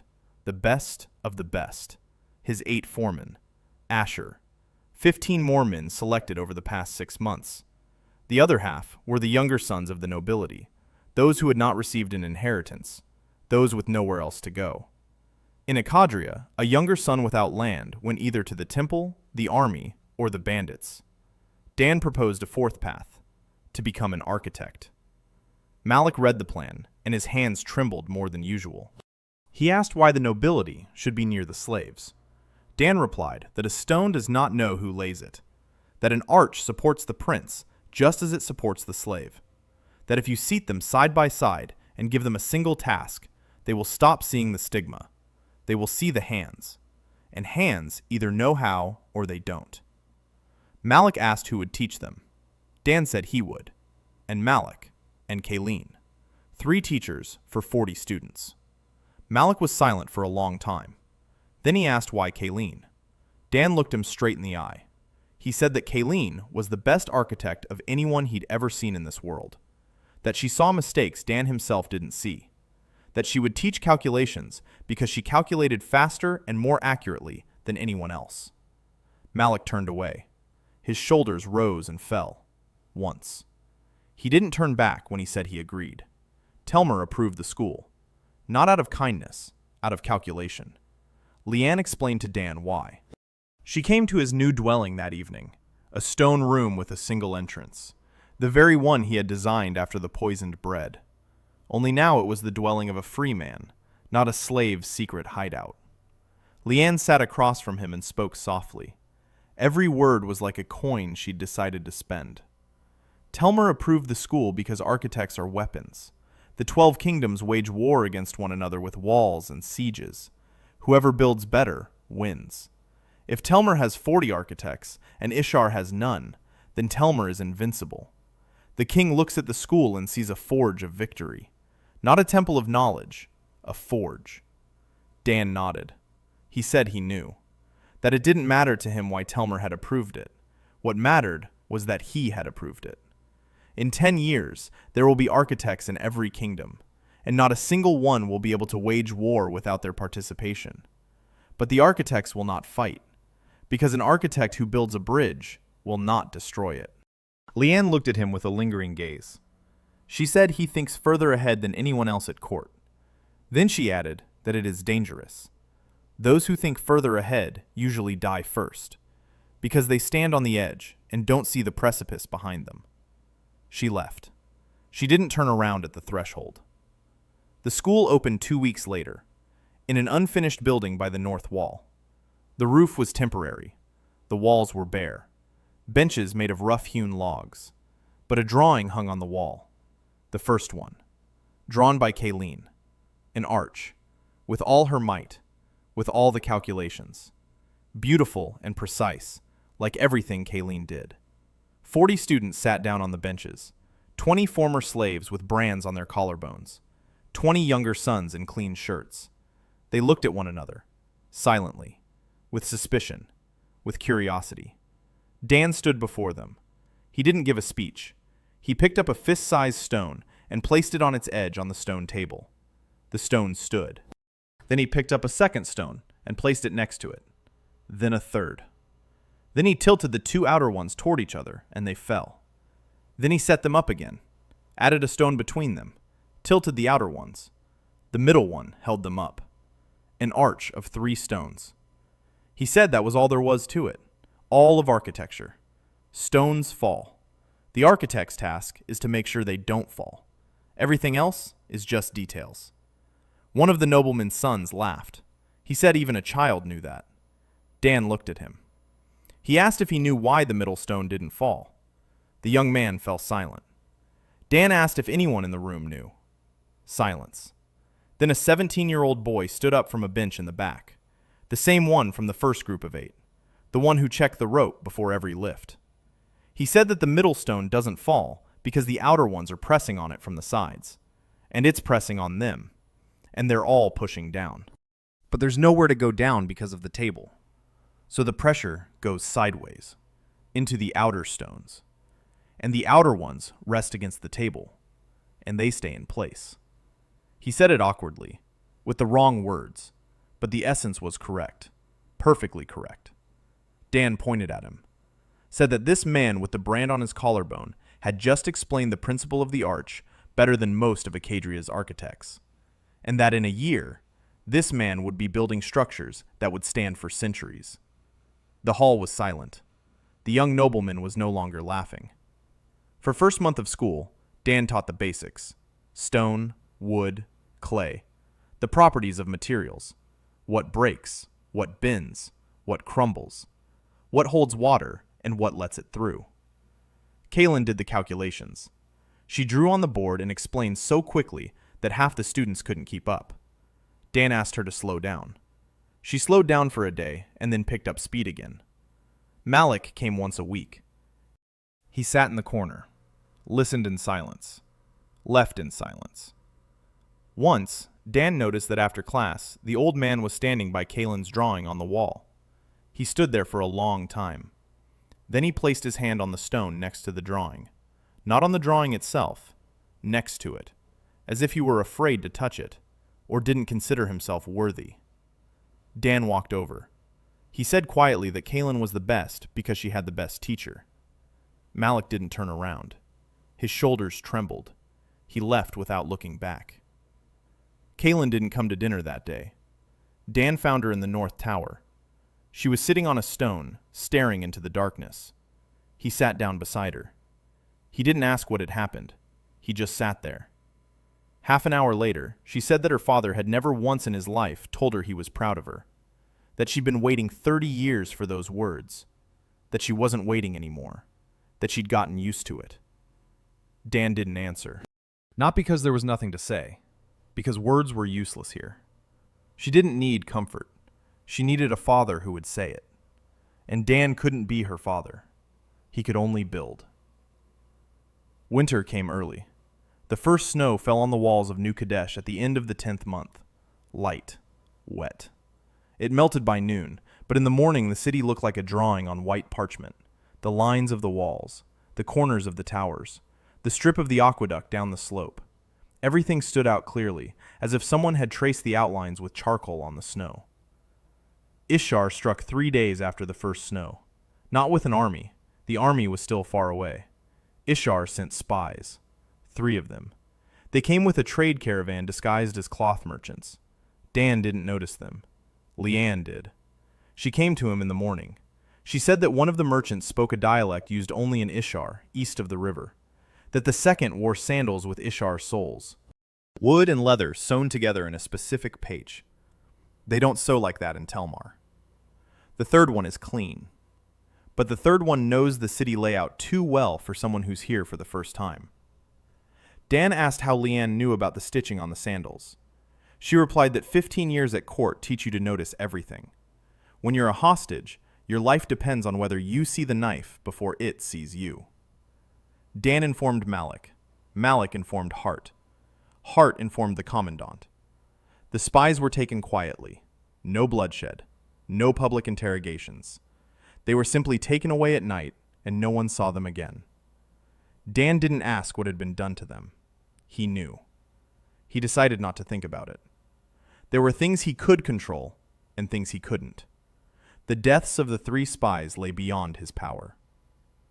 The walls of New Kadesh lay within it. Ishar learned that the spies had disappeared, and the king of Ishar decided there was nothing left to wait for. The army marched out a week later. 8,000 infantry, 2,000 cavalry, a siege train with battering rams and ladders. A messenger galloped in on a worn-out horse 2 days before the army's approach. By that time, Telmar had already moved the court to New Kadesh. The city had become the capital, unfinished, damp, but a capital. 6,000 soldiers stood on the walls, plus the militia, plus the slaves who had been promised freedom for participating in the defense. Promised.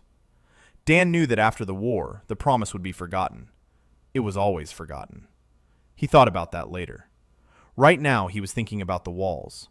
Siren Cho appeared in his life on the day the news of Ishar's army arrived. She walked into his room without knocking. Tall, dressed in black, with a scar across her left temple, eyes like stone. Not cold, stone. Heavy. She said the king had ordered her to guard the architect, that she would stay by his side until she received further orders. That she didn't need a room. She needed a door. She would sleep by the door. Dan looked at her. He asked how many wars. She answered 10. He asked how many attempts on the king's life. She answered 1. He asked how she had survived when she shielded him with her body. She unbuttoned her collar and showed him the scar. Long. From her collarbone to her lower rib. A slanted sword strike from a sword.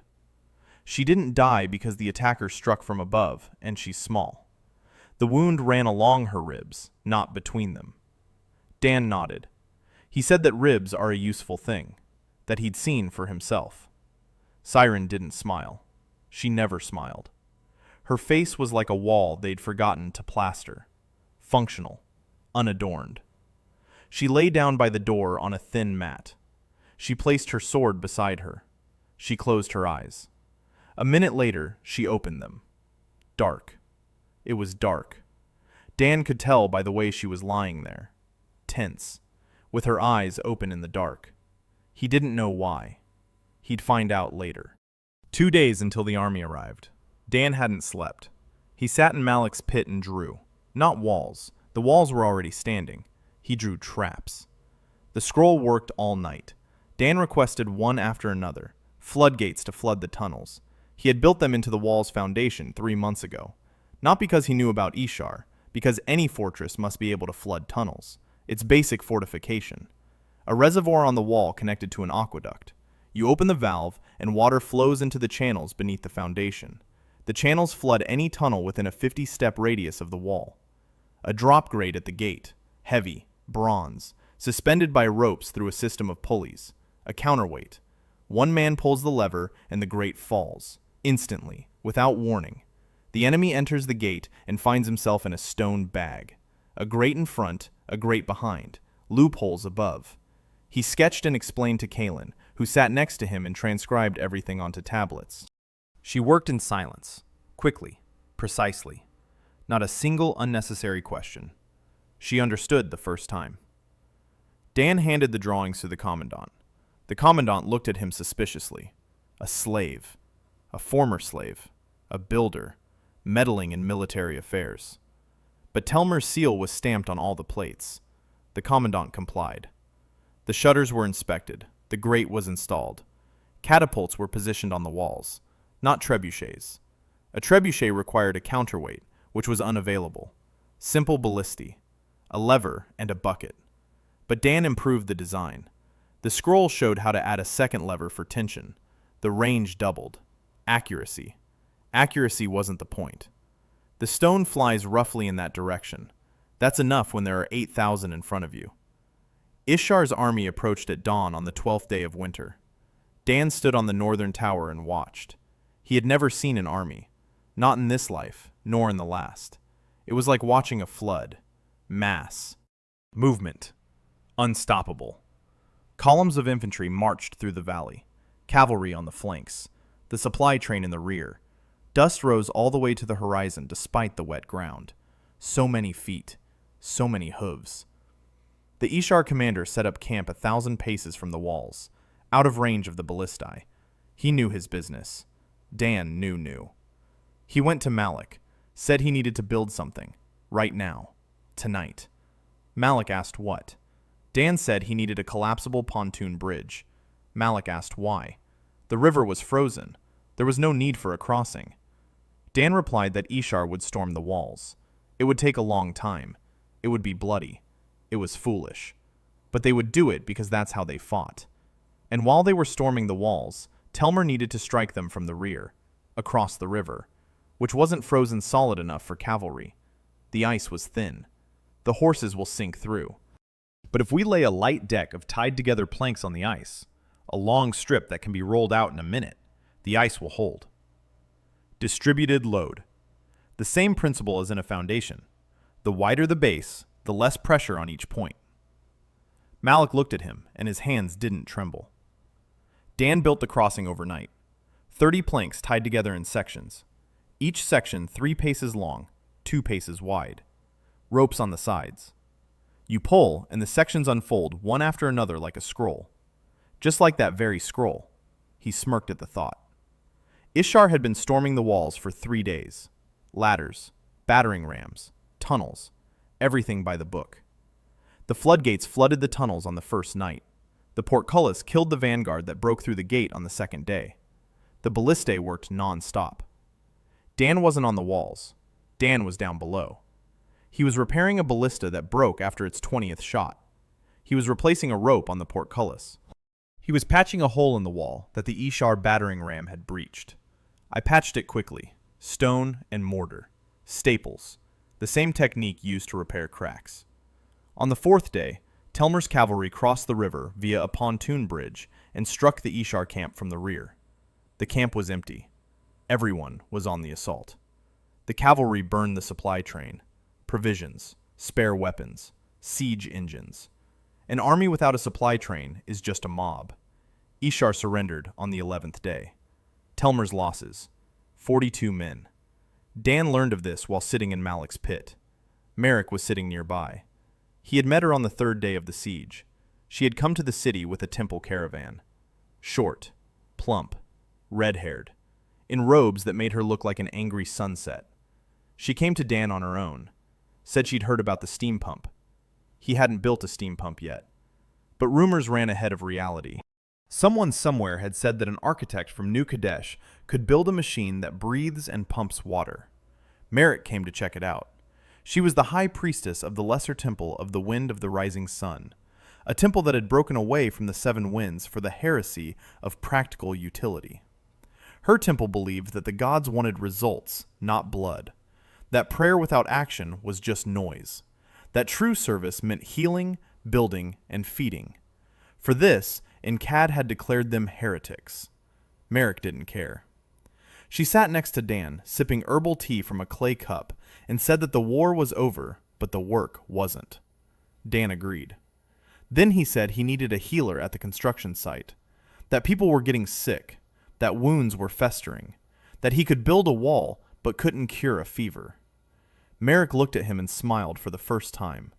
Her smile was broad and unexpectedly kind for a woman in temple robes.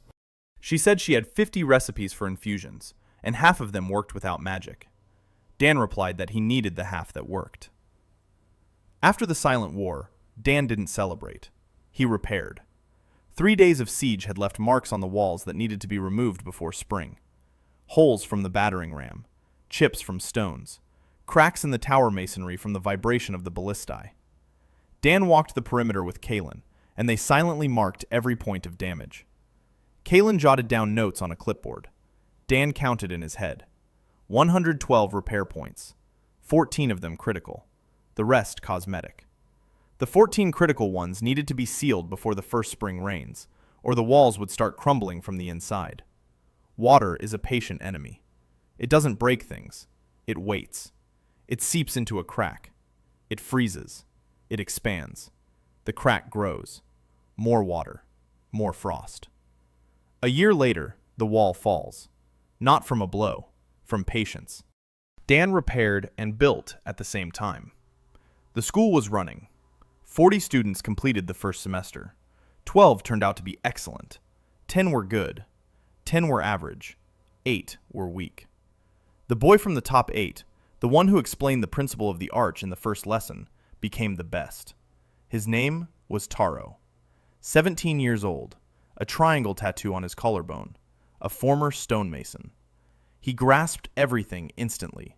He didn't just memorize, he understood. He saw the structure. He saw why the stone stood that way and not otherwise. Dan gave him assignments, and Taro solved them faster than Dan expected, sometimes differently than Dan expected, and sometimes better. By the 3rd month of school, Taro brought Dan a blueprint, a watermill. Dan hadn't assigned a watermill. Taro made it himself, because he'd seen how women grind grain by hand for 6 hours a day and thought that the water in the aqueduct could do it for them. The drawing was crooked. The proportions were wrong. The blades were too narrow. The axle was too thin for the load. But the principle was sound, perfectly sound. Dan looked at this drawing and felt what a teacher feels when a student takes their first independent step. Not joy, something more than joy. He corrected the drawing together with Taro, explained where the mistakes were, why they were mistakes, how to fix them. Taro listened and nodded, and his eyes burned with the same fire that Dan had seen in the mirror 20 years ago when he himself first understood how a bridge worked. They built the mill in a week. It stood on a side channel off the aqueduct. Water turned the wheel. The wheel turned the millstone. Grain turned into flour without human hands. The women who used to grind the grain stood and watched.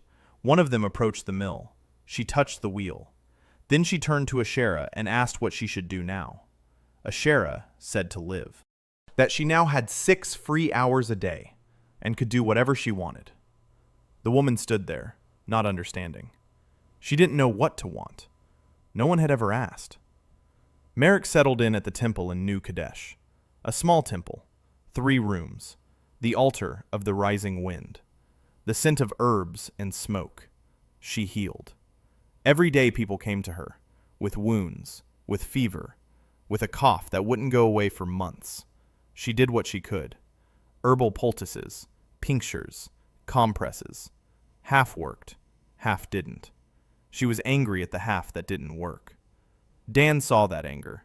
It was quiet, like a crack in a wall, invisible from the outside, but destroying from within. One evening, Merrick sat by the hearth and was silent. Dan sat down beside her. He didn't ask. She spoke of her own accord. She told him about her sister, her younger sister. She didn't mention her name. She said that 3 years ago, her sister had fallen ill. A fever. A common fever that goes away in a week if treated properly. But the temple didn't have the money for a doctor. Merrick made tinctures. The tinctures didn't help. Her sister died on the 8th day. Merrick sat beside her, holding her hand, and felt it grow cold. Since then, she hasn't believed in a single god, including her own. Dan was silent. Then he said he could build something for her, something that would turn her tinctures from a comfort into a cure. He retrieved the scroll that night. He requested a distillation apparatus for the Bronze Age. The scroll revealed a design that Dan recognized from the history of chemistry: a copper cube, a ceramic coil, a cooling chamber through which water from the aqueduct flows, measuring vessels with graduations, distillation, pure alcohol, disinfection, extraction of active ingredients from herbs, concentration, precision. He built the apparatus in 3 days. He set it up in the back room of Merrick's temple. He explained how it worked. He showed her how to pour in the mash, how to heat it, how to collect the distillate, how to cut off the heads and tails, how to obtain a pure product. Merrick watched the first drops of clear liquid trickling from the coil into the ceramic vessel. She dipped her finger in. She sniffed it. She tasted it. Her eyes widened. She said it was fire. Liquid fire. Dan said it was alcohol, that if you diluted it with water and washed a wound with it, the wound wouldn't get infected, that if you soaked herbs in it, the active ingredient would leach into the solution and the tincture would become 10 times stronger. What if you gave a drop mixed with water during a fever? The fever would subside faster. Merrick stood motionless. Then she walked over to him. She kissed him on the forehead, like a mother kissing a child, or like a priestess blessing a believer. Then she took a step back, looked at him differently, and kissed him on the lips, not at all like a mother, and not at all like a priestess. Dan hadn't expected this. He stood there, not knowing what to do. The engineer who had built the city, brought in the water, and survived the war, stood there like a boy who had just been kissed by a girl for the first time. Merrick laughed, the first time in front of him. Her laughter was like her vestments, bright and unexpected. She said he was funny, that he builds machines that change the world but gets flustered by a kiss like a rookie. Dan replied that there are blueprints for machines, but not for kisses. Merrick said she could teach him. Then she grew serious. She said her temple had to be with him, that Dan performs miracles without sacrifice, and that means the gods, if they exist, want exactly that. Not blood, results. That the wind of dawn is torn between Enkad and Dan, and that she chooses Dan, not as a man, as the future. The spring of the 2nd year brought 3 things: mud, caravans, and Tavu.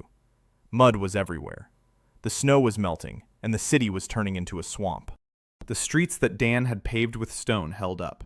The rest were submerged. People walked knee-deep in slush. Carts got stuck. Construction stopped for 2 weeks because you can't lay a wall when there's slush under your feet. Dan used those 2 weeks for something else. He was drawing. Not walls, not bridges, a master plan. A complete master plan for New Kadesh, designed for a population of 100,000. He worked on the scroll every night. Neighborhoods, streets, squares, markets, workshops, schools, a hospital attached to the Temple of Merrick, fire breaks between the neighborhoods, fire hydrants at every intersection, sewer lines connected to every house. He drew the city as he wanted to see it in 10 years. a city where a boy with a pot would be born free and never know that his courtyard stood on the site of what had once been a slave barracks. Caravans set out as soon as the roads dried up, from all 12 kingdoms. Word of the silent war spread across Akkadria faster than Dan had expected. A city that had stood its ground against an army of 10,000 and lost 42 men. Walls that no battering ram could breach, water that flows on its own, a mill that grinds without hands, an architect who builds like a god. Every caravan brought people, merchants, artisans, refugees from the arid southern lands, and spies. Dan had no doubt that among the newcomers were the eyes and ears of all 12 kings, the 7 winds, and the Hamani cartel. Let them watch. Let them listen. He built openly. He taught openly. There was nothing to hide. Tava came with the southern caravan. Dan didn't notice her at first. She was one of 20 slaves the caravan master was bringing to sell, chained by the neck, dirty, silent. Dan noticed her 3 days later. She was sitting in the slave pen by the market, staring at the wall. Not at the people, at the wall. Her eyes were amber. Dan had never seen eyes like that, like molten bronze. Her whole body was covered in scars. Not from beatings, too even, too symmetrical, ritualistic, tribal. She was 16. She didn't speak, not a word, in any language. The caravan driver said she was wild, from the Ingu steppe tribe, captured in a raid, sold as a rarity, amber eyes, exotic, for a harem or for a collection.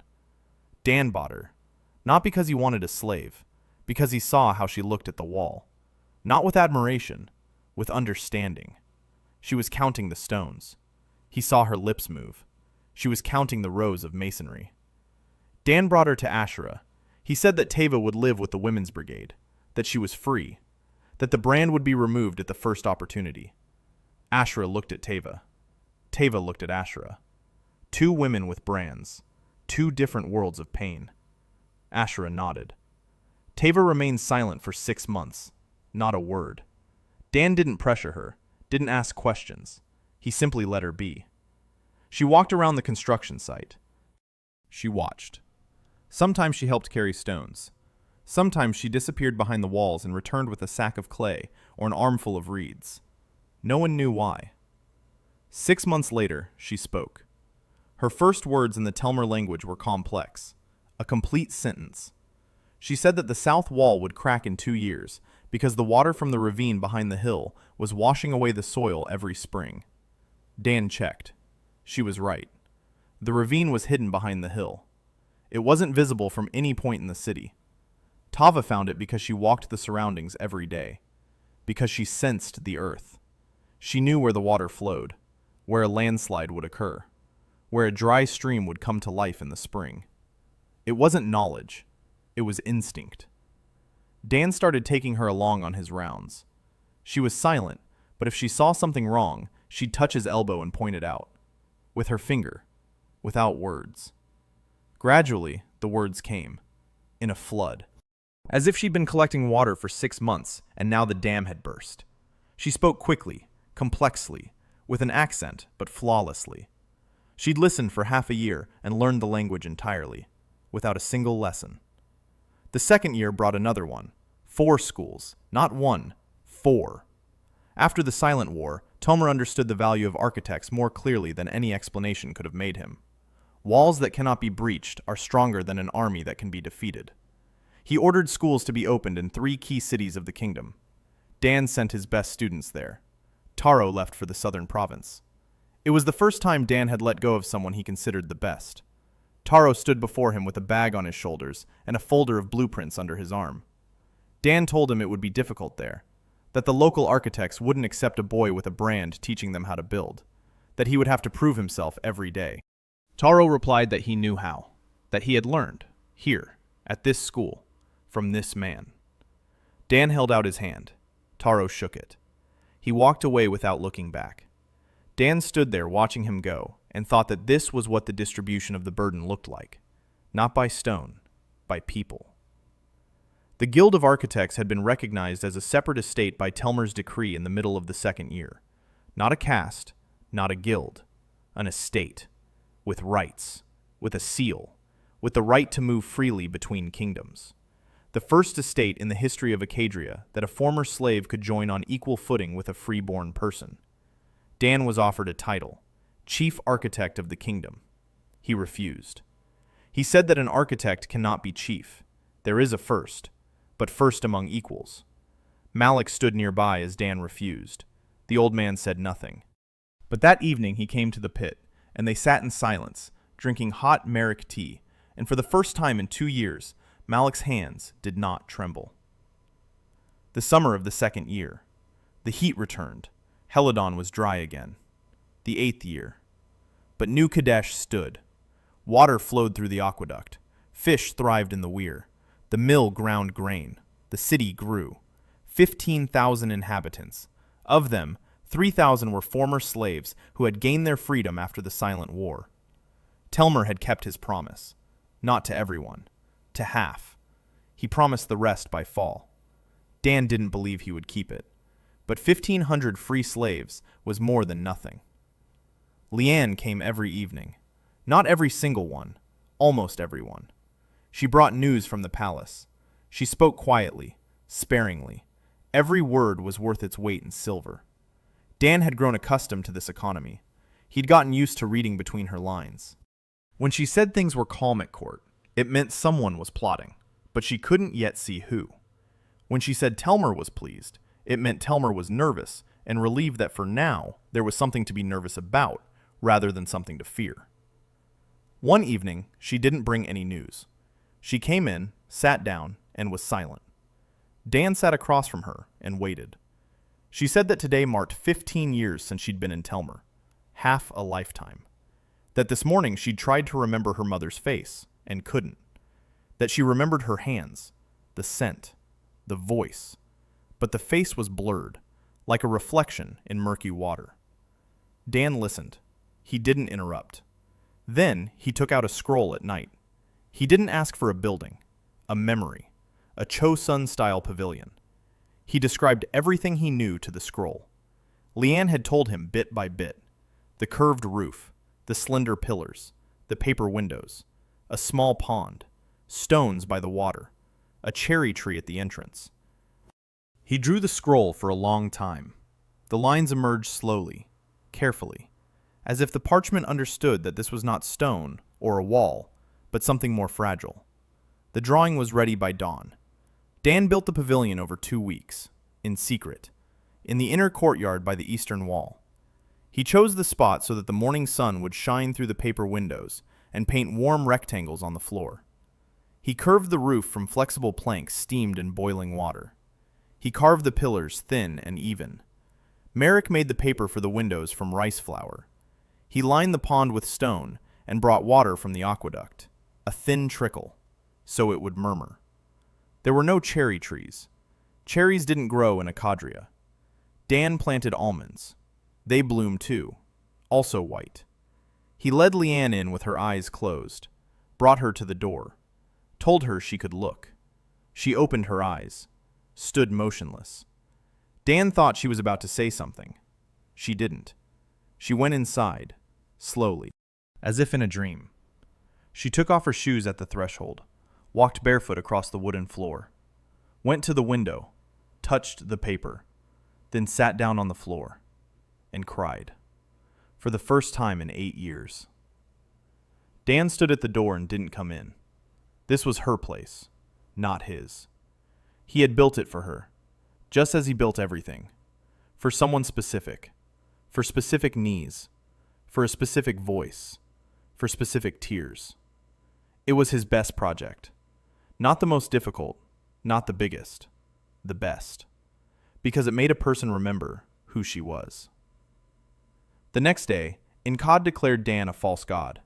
A messenger brought the decree of the 7 winds on a clay tablet with 7 seals. The slave Corvin is hereby declared a false deity. His miracles do not come from the 7 winds, but from corruption. Everyone who follows him follows darkness. Temples are ordered to cease all contact with the heretic. The people are ordered to turn away. Architects are ordered to lay down their tools. Dan read the tablet and placed it on the table. He looked at Malik. Malik was pale. The priests of the seven winds are not just a temple. They are power. Ancient, profound, rooted in the ages. Kings come and go. The priests remain. They crown. They bury. They bless the harvest and curse enemies. Declaring a false god is not just words. It is a sentence. Anyone can kill a false god with impunity. It is a sacred duty. Leanne arrived an hour later. She said that Telmer is silent. He neither defends nor condemns. Silent. That's bad. The king's silence is a space anyone can enter. Siren doubled the guards. 4 guards at the door, 2 on the roof. She herself had stopped sleeping. Completely. Dan could see it in her eyes. Red. Dry. The eyes of a person holding a wall with their hands and knowing the wall is heavier. He remembered the lamp. He took out the scroll. He requested an oil lamp with a flame adjuster, a ceramic diffuser, pure oil, soft, golden light. The scroll revealed an elegant design, simple. Dan assembled it in one evening. He placed it on the small table by Siren's mat. He didn't say why. He just put it there. A week later, Siren slept until dawn for the first time in 8 years. She didn't say thank you. She didn't look at him any differently. She just slept, and that was enough. And Cod didn't stop at the decree. 2 days after the announcement, sermons began in New Kadesh. Priests in the squares. Hungry people listened. The drought was in its 8th year. The crops were withering. Children were sick. And now the priests were saying that it was all because of a false god. That Dan had angered the 7 winds. That as long as he lived, the sky would not send rain. The sermons worked. Not on everyone, but on enough people. People who yesterday drank water from the aqueduct today shouted that the aqueduct was an abomination. That water should come from the priests, not from stone. That stone water is dead and poisons children. Dan listened to these cries from his room. Siren stood by the door. Ashira came and said that 3 women had left the women's work crew. They refused to work with the cursed one. Kaylin came and said that 2 students from the school hadn't shown up for class. Merrick came and said that the sick had stopped coming to her. They were afraid. The city was breaking apart. Slowly. Like a wall without buttresses. The pressure was building, and the crack was creeping. Dan saw it. He saw it clearly. Just as he had seen the crack in the western gate. Just as he had seen the ground sinking beneath the southern wall. Just as he had seen every flaw in every building he had constructed. Only this wasn't stone. These were people. And people can't be held together with a bronze clamp. Or maybe they can. On the 5th day after the decree, the priests set fire to the granaries. But whose? Quietly. Professionally. The fire broke out in 4 places at once. By morning, only ashes remained of the grain. 3,000 sacks. A 4-month supply. Then they blocked the aqueduct. They filled the trough with stones in the section outside the city wall. The water stopped flowing. The city was left without supplies and without water in a single day. The crowd marched to the school the next morning, hungry, angry, betrayed, with sticks and stones. 10,000 people. They were coming to burn down the school, to burn everything the false god had built. Siren proposed a defense, female guards, shields, a wall of bodies at the school entrance. Dan forbade it. He said that if blood were shed, everything he had built over 2 years would die in a single morning, that walls do not stand on blood, that they were not his walls. Telmer sent a messenger with a proposal. Withdraw the troops, disperse the crowd, execute the ringleaders. Dan forbade it. He asked Leanne to convey one word to the king. Wait. Malik stood nearby. The old man leaned on his staff and looked at Dan, and his hands did not tremble. For the first time in all the time Dan had known him, Malik's hands were completely still. Kaylin stood behind her father, silently, with a tablet and charcoal in her hands, as if she were about to sketch everything that would happen.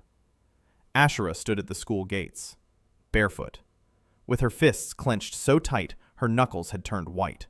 She wanted to fight. Dan could see it. Her whole body wanted to fight.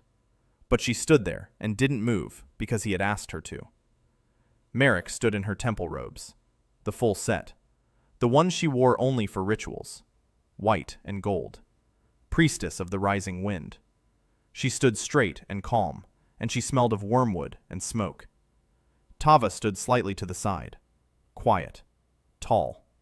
She had outgrown Dan over the past year. She had stretched out. She had become wiry and long like steppe grass. There was a tattoo on her wrist, the silhouette of a scroll. She had done it herself, with fine needles that Dan had made for her based on the scroll's design, a professional kit. Tava silently touched the tattoo, as if checking that it was still there. Leanne stood in white, motionless, as always, her face like porcelain. Not a single unnecessary line. Not a single unnecessary thought on the surface. Everything she thought was hidden so deep that even Dan hadn't learned to read her completely in a year. Siren stood in black, a sword at her belt. But her hands were down. She didn't touch her weapon, because Dan had asked her not to, and because she trusted him.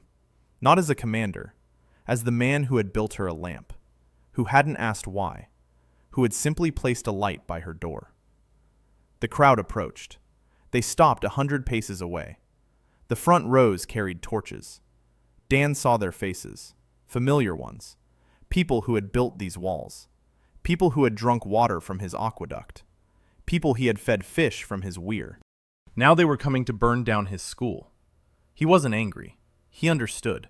Hunger and fear turn people into a mob, and a mob needs an enemy, a living one, a concrete one they can burn and believe that rain will follow.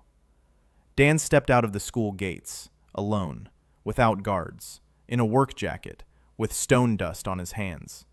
He walked through the space between the school and the crowd, 100 steps, the longest steps of his life, longer than his first steps in a foreign body, longer than the steps up the quarry ramp on the third day.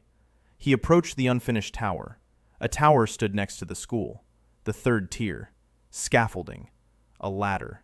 He climbed up, slowly, in full view of everyone.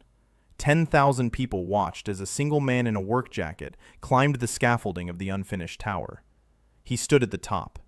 The wind blew from the east, warm, dry, the same wind that hadn't brought rain for 8 years. Dan began to speak. He didn't shout. He spoke. But the tower amplified the sound. The acoustics he had built into the structure, the same as in the Temple of Nkata. Niches in the walls, reflectors. His voice carried across the square, clear and calm. He said they could kill him, that he was not a god, that he was a carpenter, that the gods would be offended if they were confused with him. He said that if they killed him, the aqueduct would still work, because water doesn't know who carved its channel. Water just flows, down, always down.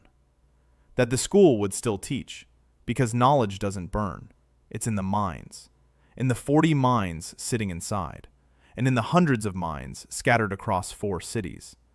That the pump would still pump, because steam doesn't pray or commit heresy. Steam expands when heated. It's no miracle.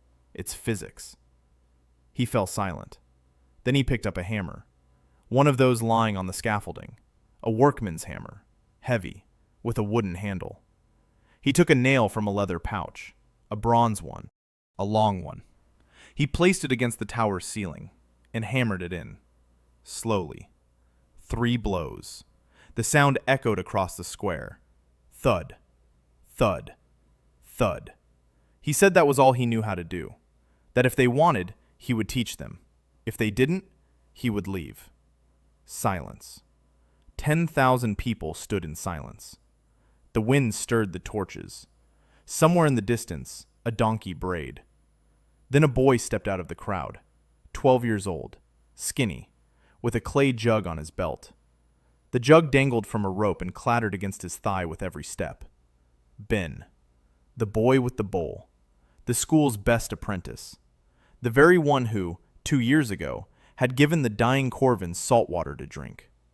He walked up to the scaffolding, climbed up, stood next to Dan, took the second hammer, hammered in the second nail. Thud, thud, thud. Ashira stepped out of the crowd behind him. She removed the silver plate from her face. The very one, with the swallow. The one Dan had made for her, so the brand would become an ornament. She held it in her hand. She climbed onto the scaffolding. She picked up the hammer. She hammered in a nail. Kaylin followed her, with a plaque under her arm. She didn't put the plaque down. She climbed up with it. She held the plaque with one hand. With the other, she hammered in a nail. It was awkward, but it was right. Malik followed her, slowly, leaning on a cane. The stairs were steep. He climbed with difficulty. Dan wanted to help. He didn't. Malik had to climb on his own. He climbed. He took the hammer. His hands were shaking, but the nail went in straight. Merrick came after him, in her temple robes, heavy, awkward for stairs. She gathered the hem and started climbing. Halfway up, her robes caught on a nail. She yanked. The fabric tore. She didn't stop. She hammered the nail in.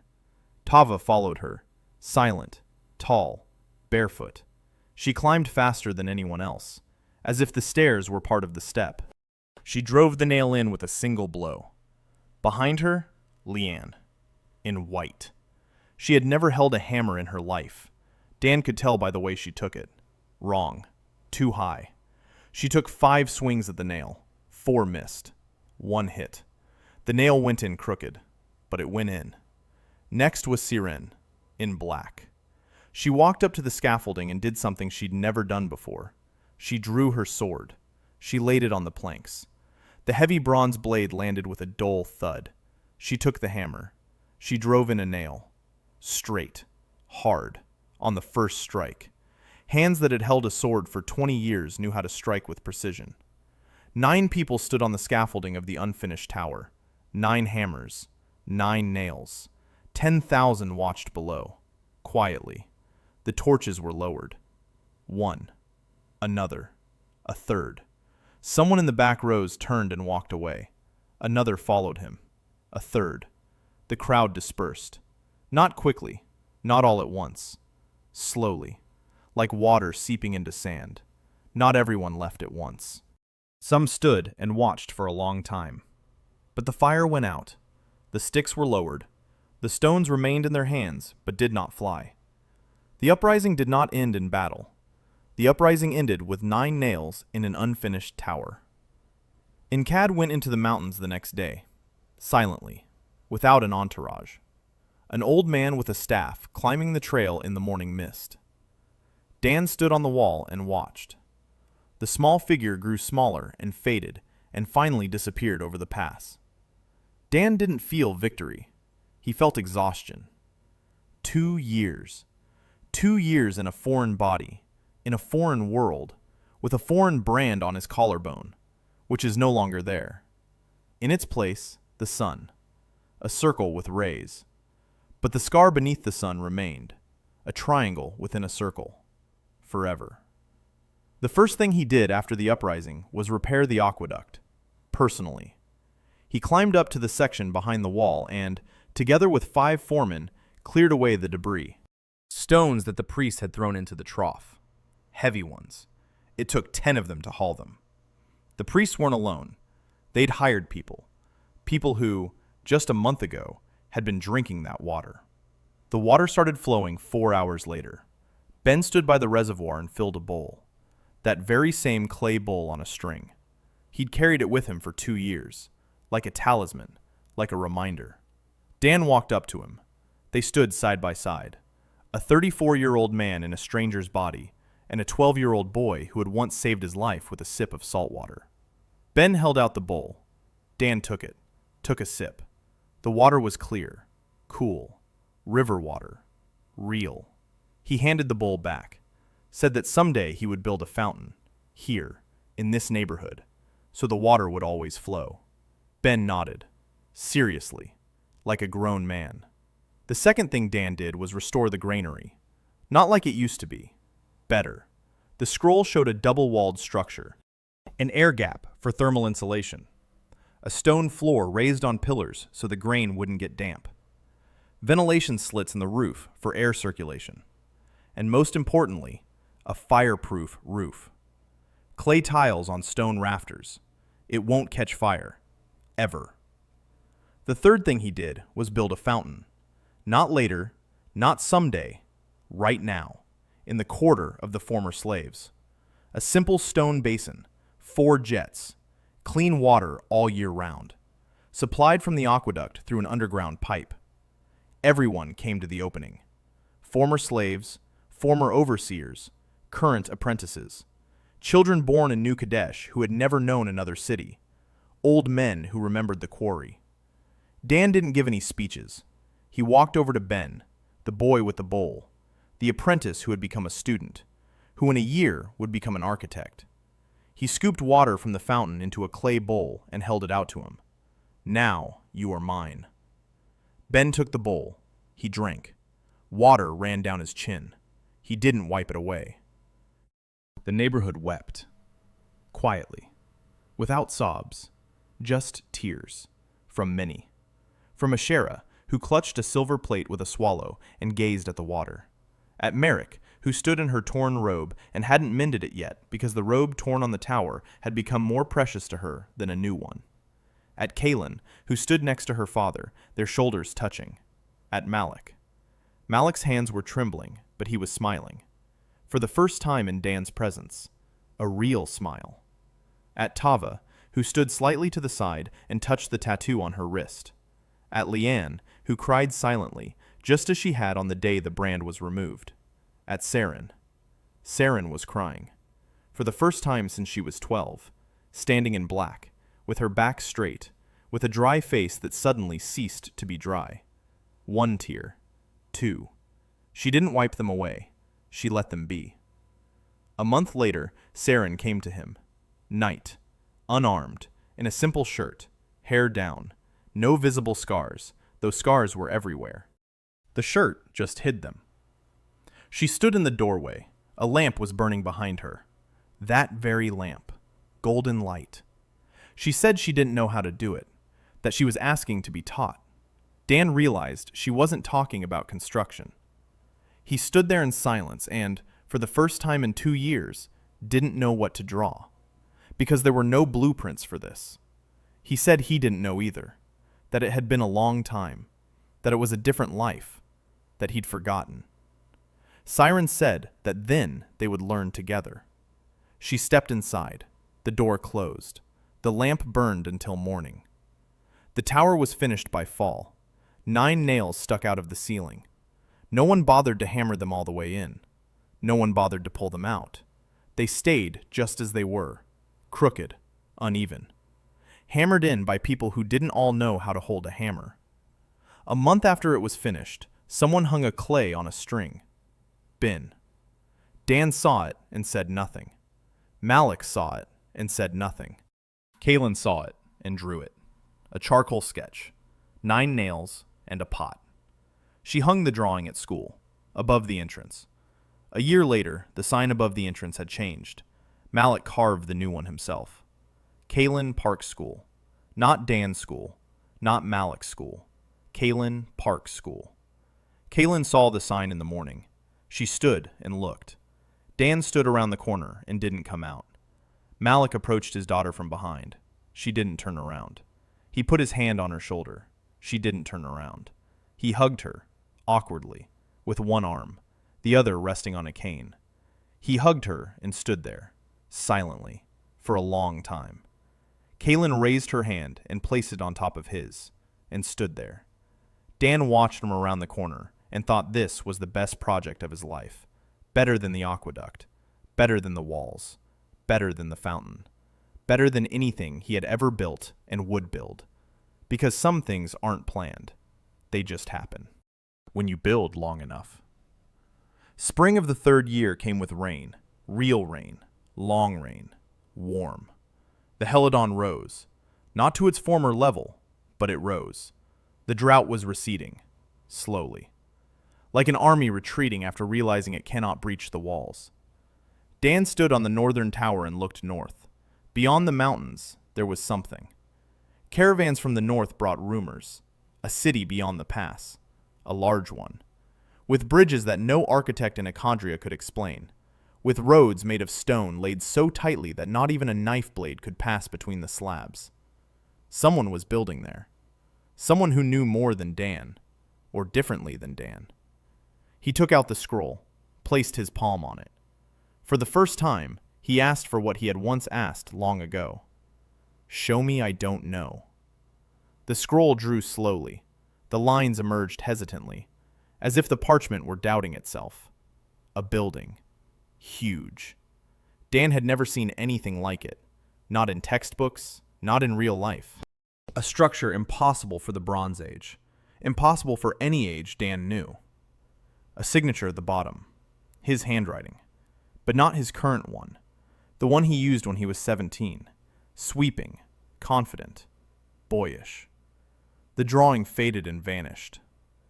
Dan stood and stared at the blank parchment. Then he tucked the scroll into his bosom. Then he reached into the lining of the tube. A scrap. Tiny. Tattered. English letters. If you're reading this, run. It won't work. Signed K. Corvin. That Corvin. The first one. The one who found the tube 20 years ago in the ruins. The one who wasn't from here either. Who broke under the brand. Forgot who he was. And died a slave. And the scroll lay in his bosom and never worked. Because it was waiting. Not for Corvin. For Dan. Dan put the scrap back. Didn't show it to anyone. It was his quiet duty. To the man he didn't know. Who in this body before him. Who hadn't made it. Dan had made it. Not because he was stronger. Because he was an engineer. And an engineer doesn't run. An engineer builds. He climbed down from the tower, gathered the 5 of them, Ben, Ashera, Tava, Saren, and Kalen. Merrick stayed at the temple. Leanne stayed at the court. Malik stayed at the school. Everyone had their place, their support, their point in the structure. Dan told the 5 that he was heading north, that beyond the mountains there was someone who built better than he did, or differently, and that he needed to find out who. No one asked why. Ben took the plate. Ashera put on the disc with the swallow. Tava touched her tattoo. Siren put on her sword. Kalen took a tablet and some charcoal. They left through the north gate at dawn. The 6 of them. The city remained behind them. The walls. The tower with 9 nails and a bowl. The fountain in the former slaves' quarter. The aqueduct on the hillside. The school with the name Kalen Park above the entrance. The temple with gentle steps and acoustic niches. Thousands of people who knew how to build. Who couldn't be cut down. Who couldn't be intimidated. Who knew why an arch holds up, and why water flows down, and why a stone rings when it lies crooked. Dan walked along the road and didn't look back. Ben looked back. Once. Then he caught up with Dan and walked beside him. The flask clinked against his thigh with every step. The road headed north. Someone was waiting beyond the mountains. Someone who wasn't from around here either. The first arch was finished. The mountains began on the 4th day of the journey. Not immediately as a wall. First, hills. Then the hills grew taller. Then gorges appeared between them. Then the gorges grew deeper and narrower, and the sun stopped reaching the bottom. Dan walked first. Not because he was the leader, because he knew how to read the slope, where the rock was solid, where there was scree, where the trail could hold 6 people, and where it was better to go one at a time. 10 years on construction sites had taught him to feel the ground with his feet. Tava walked second. She sensed what Dan didn't. Water, wind, animals. Twice she stopped the group with a quick gesture, and both times, a minute later, something large passed along the trail. The first time, a mountain goat. The second time, something Dan couldn't make out in the shadows. Tava saw it and said nothing. From the look on her face, Dan decided it was better not to ask. Serene brought up the rear, sword on her back, eyes on the trail behind. She didn't speak while marching. At all. She was conserving her breath, conserving her attention. She heard every sound behind her, assessed it, and decided whether to let it pass or not. Dan had learned to read her by her shoulders. If her shoulders were relaxed, the sound was safe. If her left shoulder rose slightly, it meant she'd placed her hand on the hilt. Kalen walked in the middle and sketched. At every rest stop, she'd take out a sketch pad and draw. Rocks. Fractures in the rock. Angles of the outcrops. She saw not a landscape, but a structure in the mountains. Once, she stopped in the middle of an ascent and said that the rock here was different. Not limestone like down below. Something harder. Something with a granular structure. She didn't know the word granite, but she described granite. Ben carried the supplies, without complaint, without conversation. Over the course of 2 years, the boy had turned into a teenager with broad shoulders and a quiet voice. A flask on a string dangled by his hip. He had tied it with a double knot that Ashira had shown him. Ashira walked and was silent. She was silent in a different way than Saren. Saren was silent because she was conserving her energy. Ashira was silent because she was thinking. Dan could see it in her eyes. She was looking at the mountains and thinking about something that had nothing to do with the mountains. On the 7th day, they found a road. Not a trail, a road. Stone slabs laid edge to edge, smooth, precise. You really couldn't fit a knife blade between them. Kaylin crouched down and ran her finger along the joint. Then she looked up at Dan. Her face had that very expression, the one Dan had seen on her when she first understood why the arch held. Admiration for something perfect. The road ran along the gorge, straight, without turns. The slope was compensated for by steps every 100 paces, drainage grooves on the sides. Water flowed to the sides and down without eroding the foundation. Whoever built this knew hydraulic engineering, knew it well. Better than Dan had expected from this world. He stopped, took out the scroll, placed his palm on it, requested an analysis of the road. The scroll took a long time to draw. Lines appeared and faded and appeared again, as if the parchment were arguing with itself. Finally, the drawing settled, and Dan saw something he hadn't expected. The road had not been built according to Bronze Age principles, nor according to Roman principles, nor according to the principles Dan knew from Earth textbooks. The stone had been worked using a method the scroll could not fully explain. The joints had a microscopic taper. Each slab narrowed toward the bottom by fractions of a millimeter. When pressure was applied from above, the slabs pressed into one another. The greater the pressure, the tighter the joints. The road was strengthened by being walked upon. Dan stood and looked at the drawing, feeling a chill in his stomach. Not fear. Admiration mixed with unease. Someone here knew things Dan did not. On the 10th day, they emerged from the gorge. The valley opened up below, green, vast, with a river running through the center. The river was 3 times wider than the Helidon, and in the middle of the valley stood a city. Dan stopped. Everyone stopped. Kaylin dropped the tablet. Ben exhaled quietly. Ashira clenched her fists. Tava narrowed her eyes. Saren placed her hand on the hilt of her sword. The city was enormous. Bigger than New Kadesh, bigger than anything Dan had seen in Akadria. The walls were white, not adobe, stone, polished. They gleamed in the sun as if glazed. The towers were slender and tall, taller than seemed possible for stone masonry without steel reinforcement. Bridges across the river, 3 bridges, arched, with spans that Dan couldn't wrap his head around. He estimated the length by eye, 40 meters. 40 meters of stone arch without intermediate supports. In the Bronze Age, that's impossible. He knew it was impossible. His education told him it was impossible. And yet, it stood. It stood and supported the carts that crawled across it like ants. People were walking along the road from the gorge to the city. Not soldiers, merchants, travelers, families with children. The city was alive, breathing, working. Dan went down to the road. People paid no attention to them, or almost none. Tava drew glances, amber eyes, scars, height. The siren drew glances, black, a sword, the way she moved. But no one stopped them. No one asked questions. The city was open. There were no guards at the gates.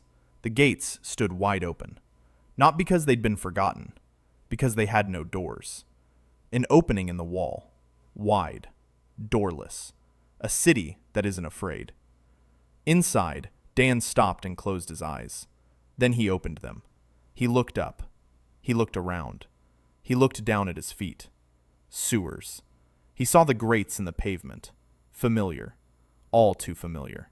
Arranged according to the same principle he'd used in New Kadesh, sloping from the center toward the perimeter. He walked down the street and counted. Buttresses, drainage holes, water fountains, fire breaks. It was all there. Everything he'd built in New Kadesh was already standing here. But better, cleaner, more precise. As if someone had taken his ideas and perfected them, or as if his ideas were an echo of someone else's. Kaylin tugged at his sleeve. She pointed upward. A stone plaque hung above the entrance to a large building in the city center. There was an inscription on it, in a language Dan didn't know. The symbols were unfamiliar. But beneath the inscription, a symbol was carved. A tube, a leather tube with a strap, an exact replica of the one Dan carried in his bosom. Dan stood and watched. Then he touched his tube through the fabric. The scroll inside was warm. For the first time in 2 years, it was warm, as if alive.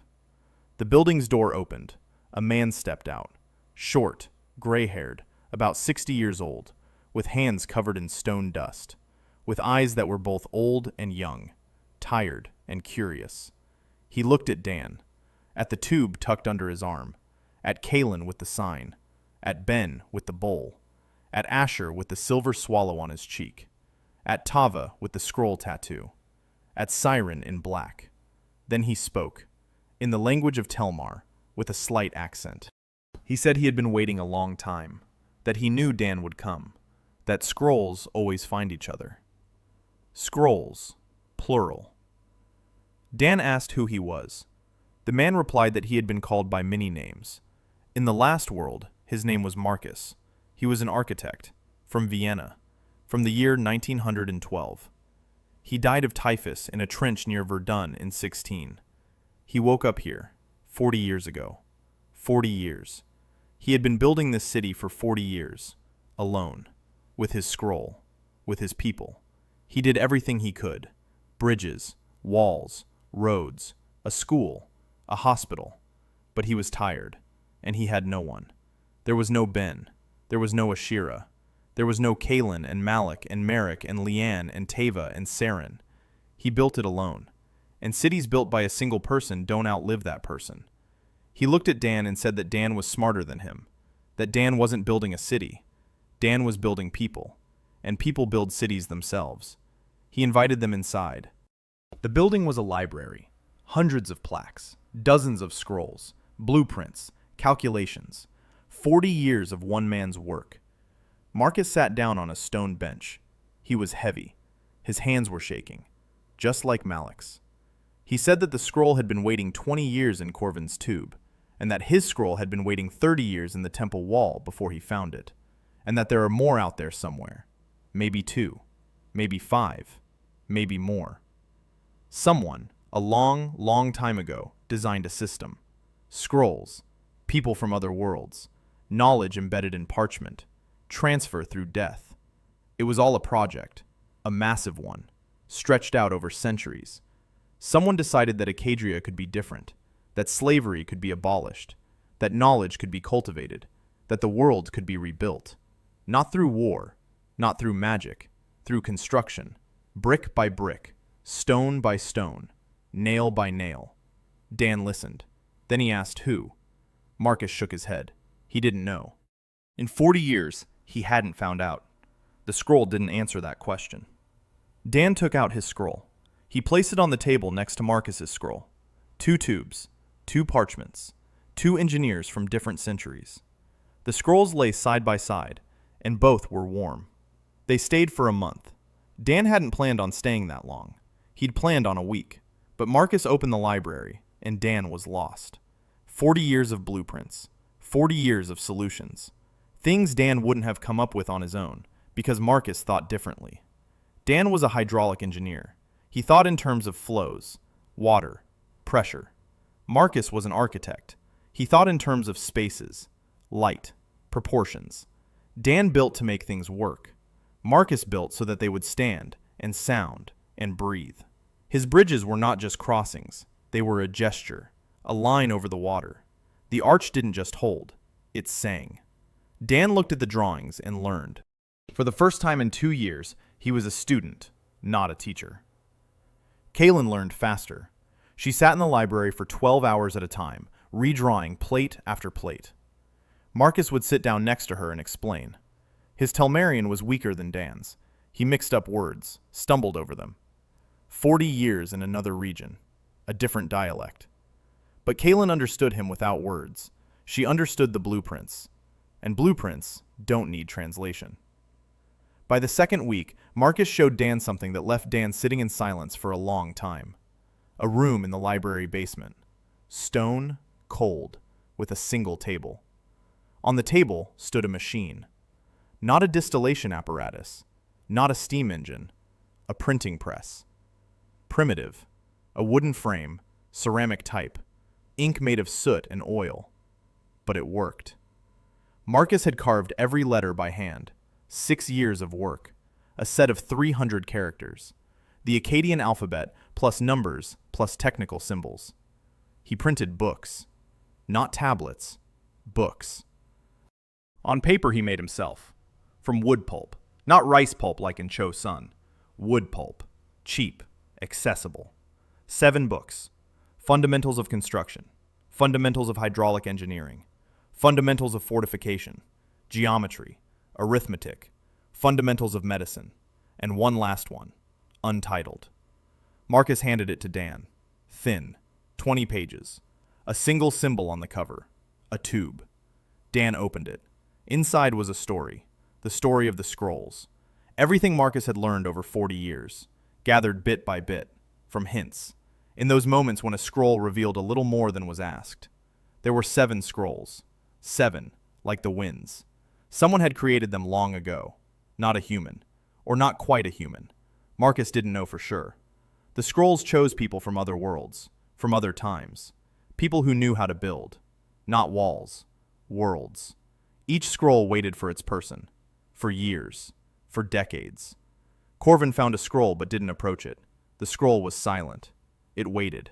Dan approached. Marcus approached. Somewhere in Acadria or beyond, there were 5 more people. Or there would be. Time flowed differently for the scrolls. The project's goal was on the last page. A single line. Not in the language of Telmer. In a language Marcus didn't know. But Dan did. It was Latin. A deficite mundum sine catenis. Build a world without chains. Dan closed the book. He set it on the table. He looked at Marcus. The old man looked at him with tired, youthful eyes. Dan asked why he hadn't come to Telmer, why he had built alone. Marcus replied that he was afraid, that in his time, people didn't work together, that in the trenches of Verdun, he had seen what happens when people gather together. They kill each other. He built alone because he didn't believe it could be any other way. And then it was too late. The city stood, but the city was empty, beautiful and empty. People lived in it but didn't understand it. They didn't feel it. To them, the walls were just walls. The bridges were just bridges. No one knew why the arch held. No one asked. Marcus didn't teach. He built. And now, when he dies, and he knew it would be soon, because his cough in the mornings was getting longer and longer, the city will begin to crumble. Not right away. In 10 years. In 20. Stone by stone. Wall by wall. Because there will be no one to repair it. No one who knows. Dan listened and said nothing. Then he said one thing. He said that if Marcus would allow it, Dan would send him students. People who know why the arch holds. Who ask questions. Who know how to use their hands and their heads. Marcus nodded. There was something on his face that Dan recognized. The same thing that had been on Malik's face when the old man first saw the aqueduct blueprint. Hunger. The hunger of a man who had been alone for 40 years and realized for the first time that he might not be alone. Dan wrote a letter, a long one, on a tablet because he decided not to waste paper. The letter was for Taro, in the southern Twirl. He described the city beyond the mountains, the road, the bridges, the library, the printing press. He asked Taro to select the 10 best students and send them here, not to build, to learn, and then to teach. He gave the tablet to Ashera. She would go. She would find Taro. She would return. Ashera took the tablet. She looked at Dan. She said she would return. He nodded. She said she was all right, that she wasn't thinking about the mountains. She was thinking about how, for the first time in her life, she was going where she wanted to go. Not where they were leading her. Not where they were selling her. Where she herself had decided. And that it was a strange feeling, like being high up. Her head was spinning, but she didn't want to come down. She left in the morning, barefoot, with the tablet tucked under her arm, with a silver swallow on her cheek. Dan walked her to the gate, that very one, without doors. She walked through the opening and didn't look back. Like Taro. Like everyone Dan had let go. They didn't look back. That was right. People who look back haven't left yet. In the third week, Marcus showed Dan his building. The very one. The one the scroll had drawn for Dan on the North Tower. Huge. Impossible. It stood on the outskirts of the city. Unfinished. A skeleton. Walls halfway up. No roof. Marcus had been building it for 20 years and hadn't finished. Because he was alone. Because of his hands. Because time had run out. Dan stood inside and looked up. The structure was so breathtaking it took his breath away. A vault. Not an arch. A vault. A stone vault with a span of 30 meters, without a single support. Each stone held up the one next to it. The load was distributed along a curve downward and to the sides, into walls that were not walls, but buttresses. The entire weight of the building rested on 12 points along the perimeter. Between those points, the walls could have been made of paper, or glass, or not made at all. The building breathed. The building was open. The building was impossible. And it stood. Halfway up. Dan turned to Marcus. He asked what it was. Marcus said it was a school. Not for children. For everyone. A place where anyone could come and learn anything. To build. To heal. To count. To read. To write. To think. He wanted knowledge to belong to no one. Not to priests. Not to kings. Not to guilds. For everyone. Dan looked at the unfinished arch and saw everything in it. The whole project. All 7 scrolls. All the people from other worlds. All the slaves with their brands. All the boys with their bowls. The whole world that could be rebuilt. Stone by stone. Nail by nail. Person by person. He told Marcus he would finish it. Marcus shook his head. Said Dan shouldn't build it for him. That every city builds itself. That Dan should return to his own people. To his own city. To his own school. To his own people. And send those who would finish it here. Because if Dan finished it, it would be Dan's city. But if the students finished it, it would be everyone's city. Dan wanted to object. He didn't. Marcus was right. Just as Malik was right when he stood silently by Kalen's blueprint. Just as Ashira was right when she said that the bathhouse wasn't about illness, but about humanity. Just as Ben was right when he hammered in the second nail. Righteousness doesn't argue. Righteousness stands. They were leaving in a month, the 5 of them, without Ashira. She was on her way to Taro. They would go back, through the mountains, through the gorges, home, to New Kadesh. Marcus stood by the gate, without doors, old, gray-haired, with his hands in the stone dust. He didn't wave, didn't say goodbye. He stood and watched, like a building built to stand. Dan walked through the gate, turned around. Once. Marcus raised his hand, didn't wave, just raised it, like setting a stone in place. Exactly. Straight. Forever. The road led south, toward the mountains, toward the gorge, toward Akadria, toward New Kadesh, where a fountain with 4 jets stood in the former slaves' quarter, where the tower with 9 nails in a basin stood, where the school named Kalen Park stood, where Malik carved new tablets with his old, trembling hands, where Merrick distilled alcohol and saved lives, where Leanne sat in a pavilion with a curved roof and paper windows and remembered her mother's face. Ben walked beside her. The flask clinked against his thigh. He asked if they would return here. Dan said not them, others. Those they would teach, and those would teach, and those would teach. Because that's how knowledge works. It doesn't diminish when you share it. It grows, like water in an aqueduct. You start with a trickle. A year later, a river. 10 years later, an ocean. Tava walked ahead, gazing into the distance. The steppe began beyond the mountains. Her steppe, where it smells of wormwood and hot sand. She didn't speak of it, but Dan saw her lift her face to the wind and close her eyes. Saren walked beside him, silently, as always. But once, during a rest stop when everyone was asleep, she took his hand. She just took it and held it. She didn't say a word. Dan didn't say a word. They sat in the darkness and listened to the mountains. Somewhere below, water was rushing. Always down. Water always flows down, and if you let it run its course, it will reach where it needs to go. Kaylin wasn't asleep either. She sat a little to the side and drew by starlight. Dan didn't see what. He saw it in the morning. She had drawn the Marcus Arch, from memory, with dimensions, with angles, with the load calculations for each of the 12 points. Dan looked at the drawing, then at Kaylin. She looked up. Her face was calm, not empty, full. The calm of someone who knows what to do next. She said she would return, here, to the city beyond the mountains, with her students, and finish building the arch.